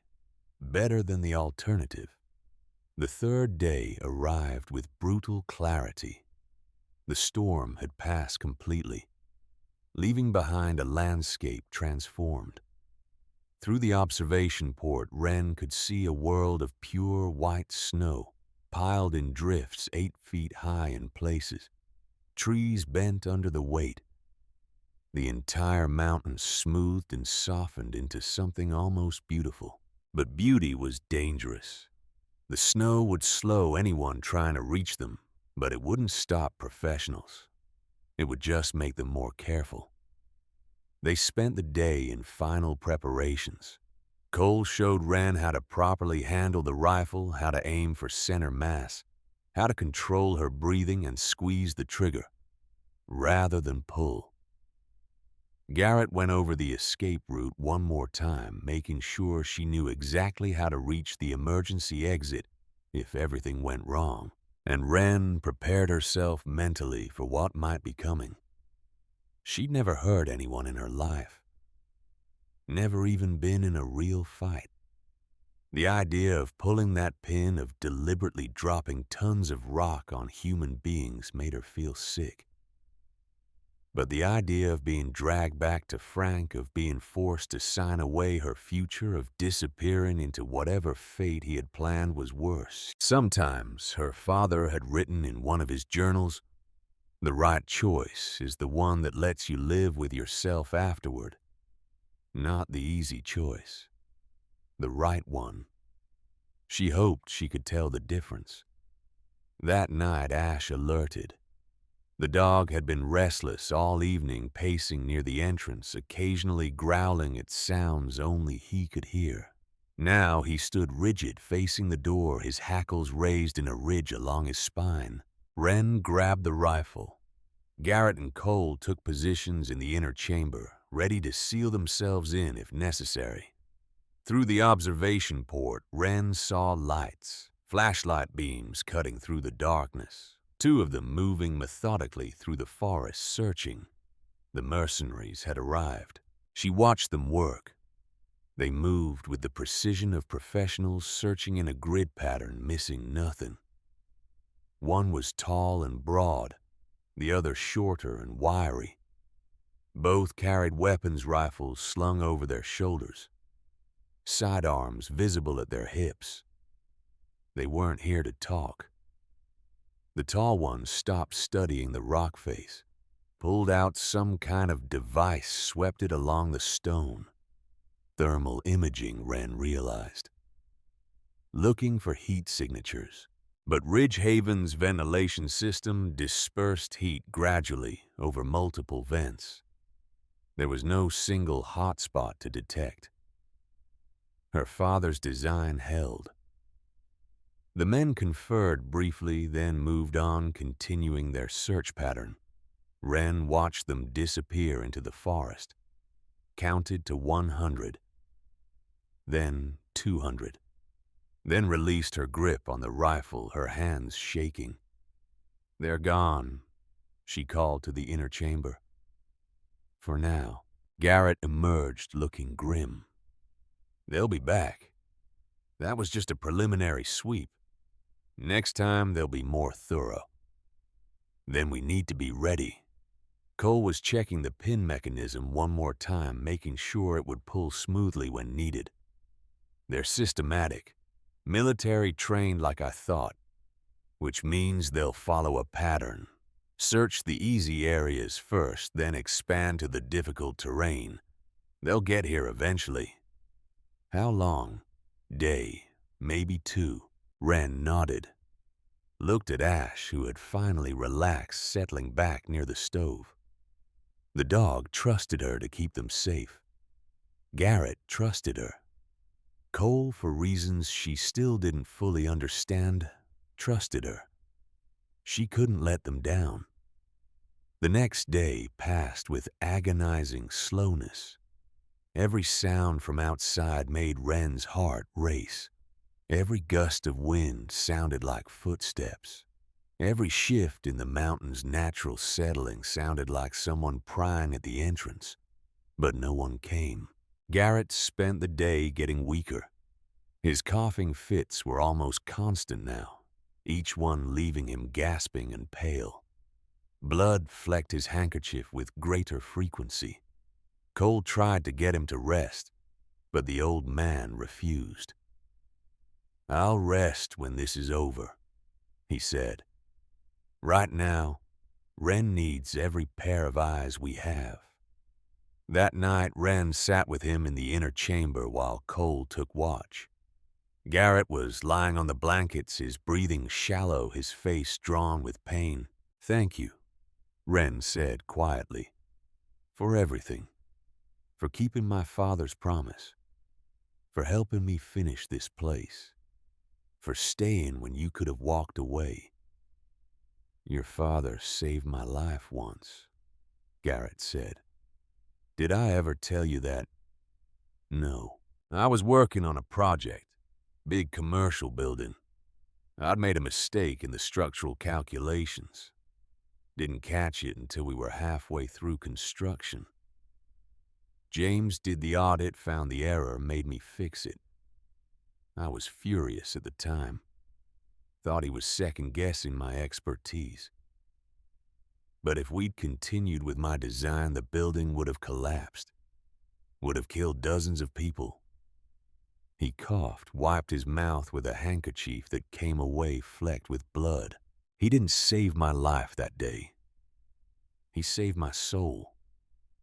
Saved me from being the architect whose building killed people. I owed him for that. Owed him a debt I could never repay. But helping you finish in this place, keeping you safe, that's as close as I'll ever get. You've done more than enough. No such thing. Garrett smiled weakly. Your father understood something most people don't. Legacy isn't what you leave behind. It's who you leave behind. You're his legacy, Wren. Everything he built, everything he planned it, was all for you. To give you a chance. To keep you safe. To make sure you had options when the world tried to take them away. He reached out, took her hand in his. His skin was cold, his grip weak. Promise me something. When this is over, when you're 18 and free, don't hide in this mountain forever. Don't let Ridge Haven become a prison. Your father built you a fortress, but he meant it as a launching pad. A place to get strong, then go back out and build something in the world. Promise me you'll do that. I promise. Good girl. His eyes closed. Good girl. Wren sat with him until his breathing evened out into sleep. Then she returned to the main chamber where Cole was still watching the entrance. How is he? Cole asked. Dying. Days, maybe. Not weeks. I'm sorry. Don't be. He's doing exactly what he wants to be doing. Finishing what he started. There are worse ways to go. They sat in silence for a while, listening to the mountain's ancient breathing, the small creaks and shifts of stone settling against stone. Can I ask you something? Wren said finally. Sure. That daughter of yours, the one in California, have you tried to find her? Cole was quiet for a long moment. Every year on her birthday, I send a letter to the last address I had for her mother. I don't know if she ever gets them. Don't know if she even knows I exist. But I send them anyway. Just in case. What do you say in the letters? That I'm sorry. That I love her. That if she ever needs anything, ever wants to know where she came from, I'm here. He smiled sadly. Stupid, probably. Writing letters to someone who'll never read them. But it makes me feel like I'm still her father, even if I'm not allowed to be. That's not stupid, Wren said. That's love. Maybe. Or maybe it's just guilt with better packaging. Before Wren could respond, Ash stood up. The hackles on his back rose like a mohawk. A low, steady growl rumbled from his chest. Cole grabbed his rifle. Wren moved to the observation port. 2 flashlight beams, moving through the forest, coming straight toward the ridge. They're back, she whispered. This time the men didn't pass by. They came directly to the rock face, as if they knew exactly where to look. The tall one pulled out the thermal imaging device again, swept it slowly along the stone. Then he stopped, pointed directly at the concealed entrance. Got something, he said to his partner. His voice carried clearly in the cold air. Heat signature. Faint, but it's there. Someone's inside. The shorter one moved closer, examining the rock face, ran his hands over the stone, feeling for seams, for anything out of place. His fingers found the edge of the facade. "Well, well," he said. "Looks like Frank's little girl is smarter than we thought. Military-grade concealment. Someone taught her well. Doesn't matter how well it's hidden if we found it." The tall one unslung his rifle. "Wren Thorne, we know you're in there. We're here on behalf of Frank Callahan. He just wants to talk, wants to make sure you're okay. Come out, and we can all go home nice and easy." Wren's mind raced. They'd found the entrance. The first layer of defense had failed. Now it came down to fortification or escape. She looked at Cole. He shook his head slightly. "Don't answer. Don't give them anything." Outside, the men were conferring. She couldn't hear what they said, but she could see them examining the entrance mechanism, trying to figure out how it opened. "This is sophisticated work," the shorter one said, loud enough to carry. "Had to take months to build. Someone helped you, didn't they, old man Doyle, I'd guess? Frank mentioned he used to work with your father." Still, Wren said nothing. "Here's the thing, sweetheart." The tall one's voice hardened. "We're professionals. This is what we do. We can wait you out, or we can come in. Your choice. But either way, you're coming with us. Frank's paying us $50,000 to deliver you safely. We're not leaving without you."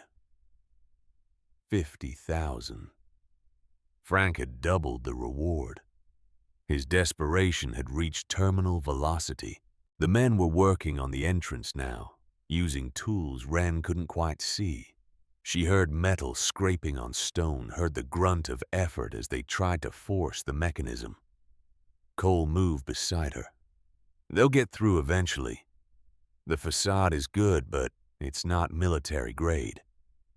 40, maybe 50 minutes if they know what they're doing. Then we fall back to the passage. Let them come through, then I give them a choice. And if they don't take it, Wren didn't answer. Didn't need to. They both knew what came next. She moved to the inner chamber where Garrett was awake now, sitting up despite his obvious pain.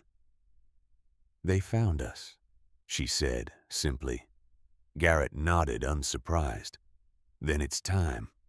You know what to do." "I don't want to hurt anyone." "I know. But sometimes not wanting to hurt people and being willing to do it anyway is what makes you human instead of a victim." He gripped her hand. "Your father built this place with love, Wren. But he built it with steel, too. Use both." Cole was setting up their defensive position in the inner chamber. He'd positioned the rope that controlled the pin within easy reach and set up a lantern that would silhouette anyone coming through the passage without exposing their own position. "When they come through," he explained, "they'll be backlit. We'll see them clearly. They won't see us at all. That gives us about 3 seconds of advantage. Use it." "To do what?" "To convince them this is a bad idea. To make them understand that taking you isn't worth dying for." Outside, the sounds of forced entry grew louder. Metal on metal.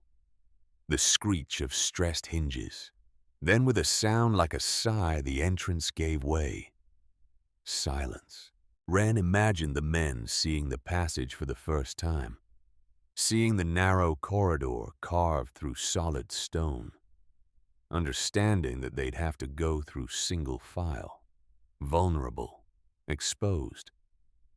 Would it be enough to make them reconsider footsteps, cautious, professional, coming closer?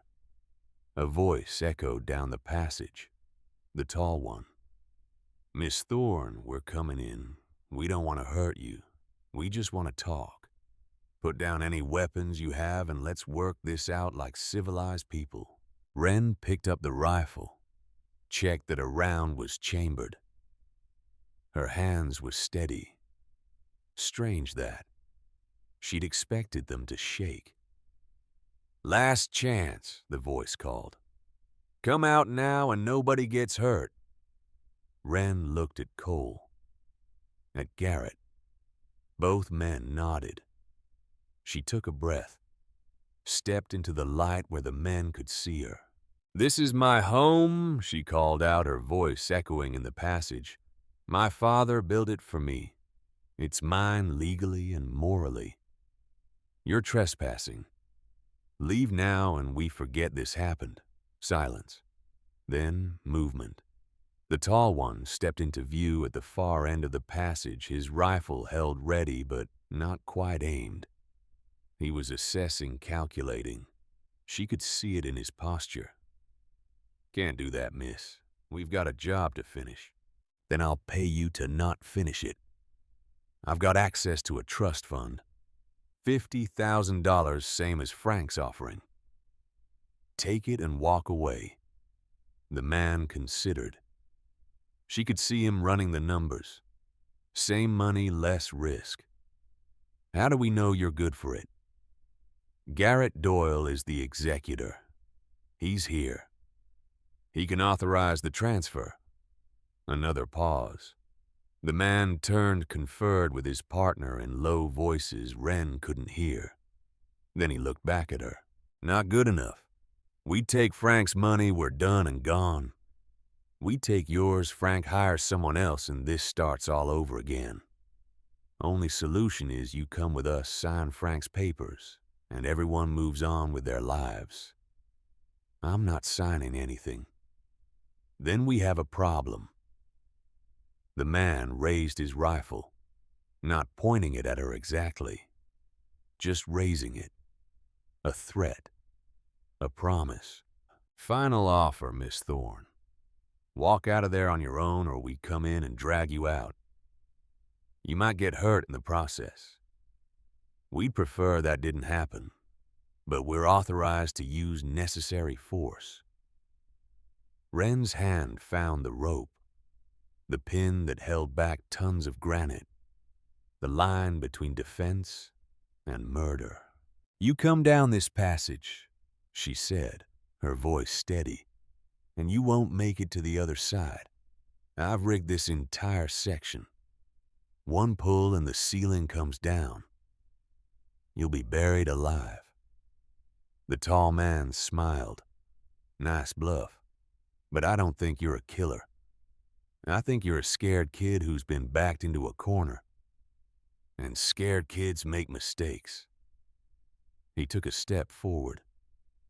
"Don't," Wren said. Another step. Her hand tightened on the rope. She could feel her heartbeat in her throat, could feel the weight of the decision pressing down on her like the stone above. The man took a third step, and Garrett's voice, weak but clear, called out from behind her. "She's not bluffing. I designed this system. I know what it'll do. You take one more step, son, and you're going to find out what several tons of granite feels like." The man stopped, looked at his partner. They were both calculating now, weighing the risk. "You're an old man," the tall one said to Garrett. "Probably dying from the sound of that cough. You really want your last act on earth to be crushing two men to death." "I really want my last act to be protecting a girl who deserves better than the hand life dealt her," Garrett replied. "Whether that requires killing you is entirely up to you." The standoff stretched. Wren could feel sweat running down her back despite the cold. Her finger was on the rope, ready to pull. One motion. That's all it would take. The shorter man spoke up for the first time. This is bullshit, Ray. Frank didn't say anything about booby traps or last stands. He said the girl was alone and scared. This is a whole different situation. We took the job, and we can untake it. 50,000 ain't worth getting buried alive. The tall man, Ray, stared down the passage at Wren. She stared back. Neither blinked. Finally, Ray lowered his rifle. You win this round, kid. But Frank's not gonna stop. He's gonna keep sending people. Keep hunting you. You can hide in this cave for the rest of your life, or you can deal with the problem. I'll deal with it when I turn 18, 6 weeks from now. Then Frank has no legal claim, and anyone he sends is just committing assault for money. Harder to justify. Harder to find people willing to take the job. 6 weeks. Ray nodded slowly. Okay. We'll tell Frank we couldn't find you. Storm covered the trail, you must have died in the cold. But that only works if you stay invisible. You show your face anywhere, the whole thing starts over. I understand. The two men backed out of the passage. Wren kept her hand on the rope until she heard them reach the entrance, heard their footsteps receding into the forest. Only then did she let go. Her legs gave out. She sank to the floor, the rifle clattering beside her. Her whole body was shaking now, delayed reaction to the adrenaline crash. Cole put a hand on her shoulder. You did good. You held the line. I almost killed them, but you didn't. You gave them a choice, and they made it. That's all anyone can do. Garrett appeared in the doorway, leaning heavily on the wall. His face was gray, his breathing labored. Your father would be proud, he said softly. You built something here. Not just walls and ventilation. You built yourself into someone who can defend what's hers without losing who she is. That's the real architecture. He slid down the wall, sitting hard. Cole moved to help him, but Garrett waved him off. I'm all right. Just need a moment. He looked at Wren. The hardest part is over. 6 weeks. You can do 6 weeks. But that night, Garrett got worse. The coughing became constant, racking his whole body. Blood appeared on the handkerchief in greater quantities. His breathing grew shallow and rapid. Cole checked his vitals, his expression growing grave. He needs a hospital. Real medical care. This is beyond what we can do here. He won't go, Wren said. He told me. He wants to finish this. It is finished. The entrance is secure. The defenses are in place. You've proven you can hold this place. He's done what he came to do. Then why won't he let us get him help? Cole was quiet for a moment. Because some men don't want to die in a hospital bed, hooked up to machines, surrounded by strangers. They want to die in a place that matters, doing something that matters. I think Garrett's made his choice. Wren sat with Garrett through the night. He drifted in and out of consciousness, sometimes lucid, sometimes rambling. In his clearer moments, he talked about her father, about projects they'd built together, buildings that still stood in 3 states, monuments to their shared vision. We were good together, he said at one point. James had the creativity. I had the technical skill. Between us, we made something beautiful. You still are, Wren said. This place, Ridge Haven, it's beautiful. Not because of the stone, because of you. Garrett's hand found hers. Promise me again. Promise you won't stay here forever. I promise. Good. His eyes closed. That's good. An hour before dawn, Garrett Doyle took his last breath. It was quiet, peaceful. He simply stopped breathing as if he'd finished everything he needed to do and saw no reason to continue. Wren held his hand until it grew cold. Then she gently closed his eyes and sat with him as the first light of morning filtered through the ventilation shafts. Cole found her there. He didn't say anything, just sat down beside her, and they mourned together in silence. They buried Garrett on the ridge above the cave, in a spot where the morning sun hit first, and the view stretched for miles. It took them all day to chip through the frozen ground, but Wren insisted.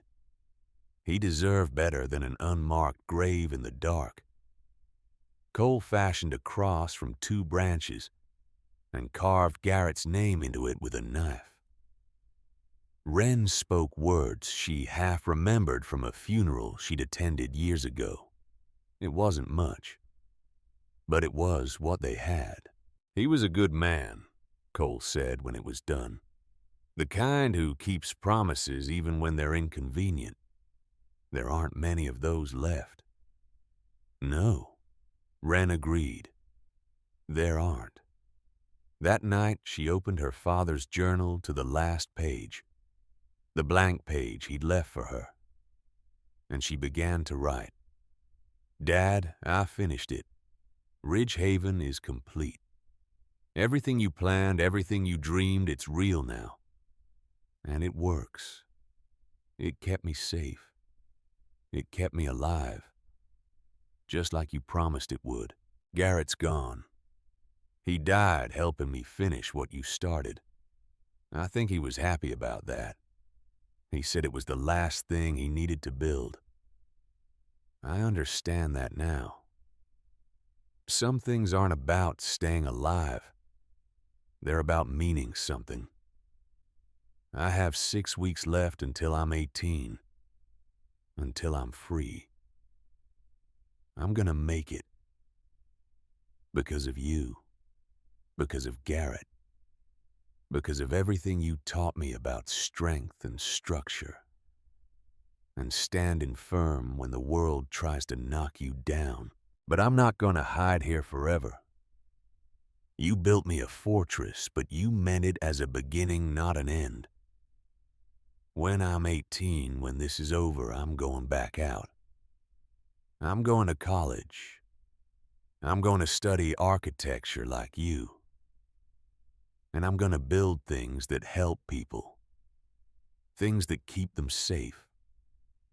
Things that give them options when the world tries to take them away. Thank you for the gift. Not just the cave. The whole thing.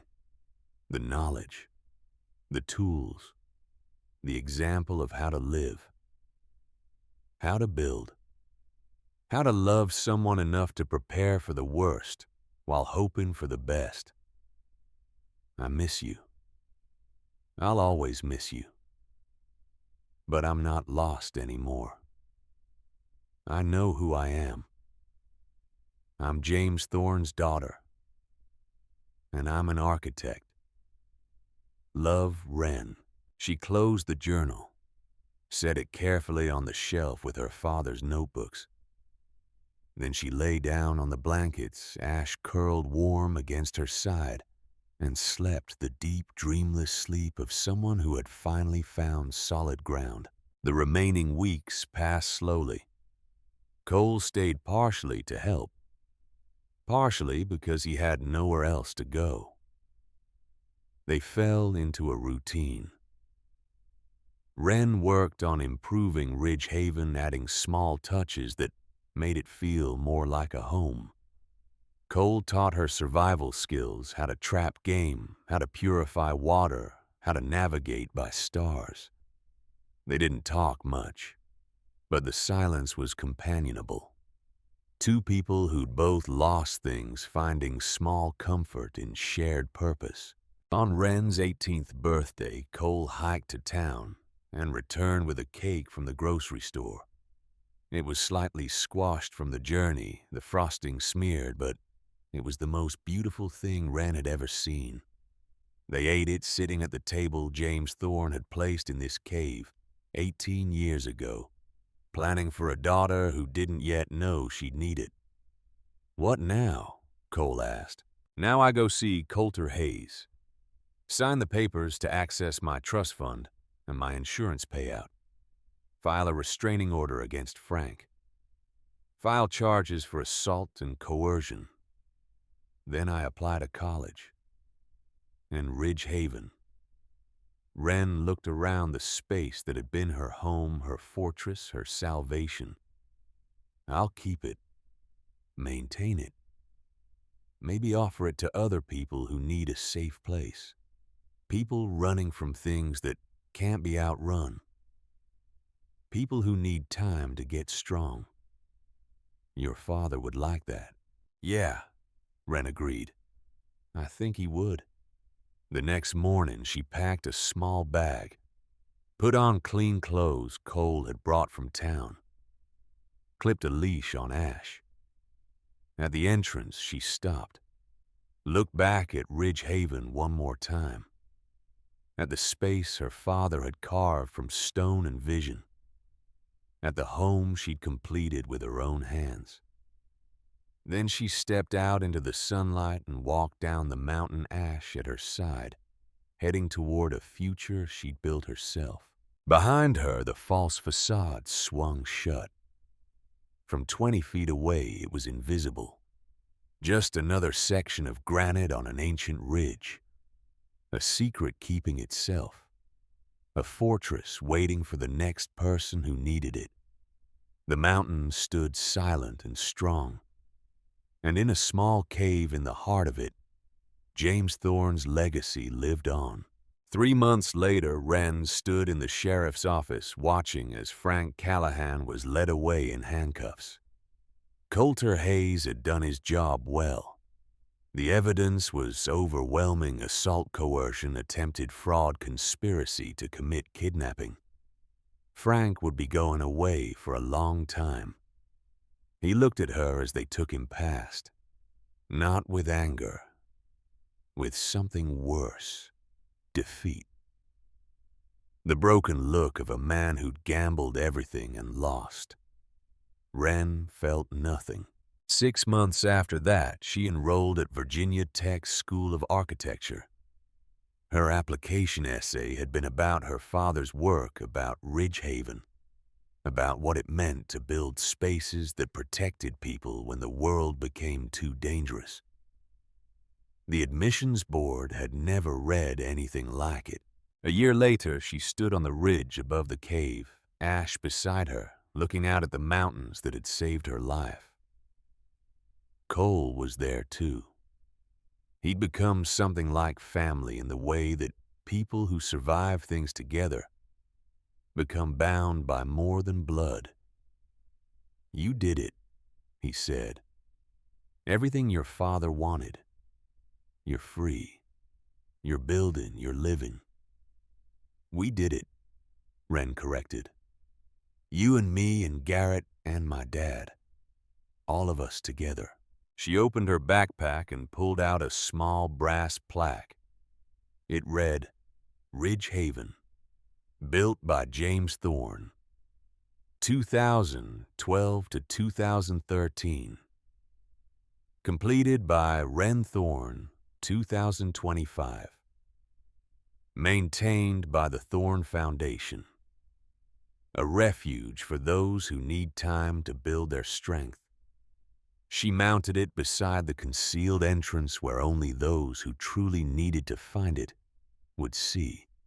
Then she walked away from the mountain ash at her side, heading back toward the world. She would return. Ridge Haven would always be here waiting. Her father's gift. Her mother's training. Garrett's sacrifice. Cole's help. But for now, she had buildings to design, spaces to create, people to help. She had a life to build, and she was her father's daughter. She knew exactly how to do it.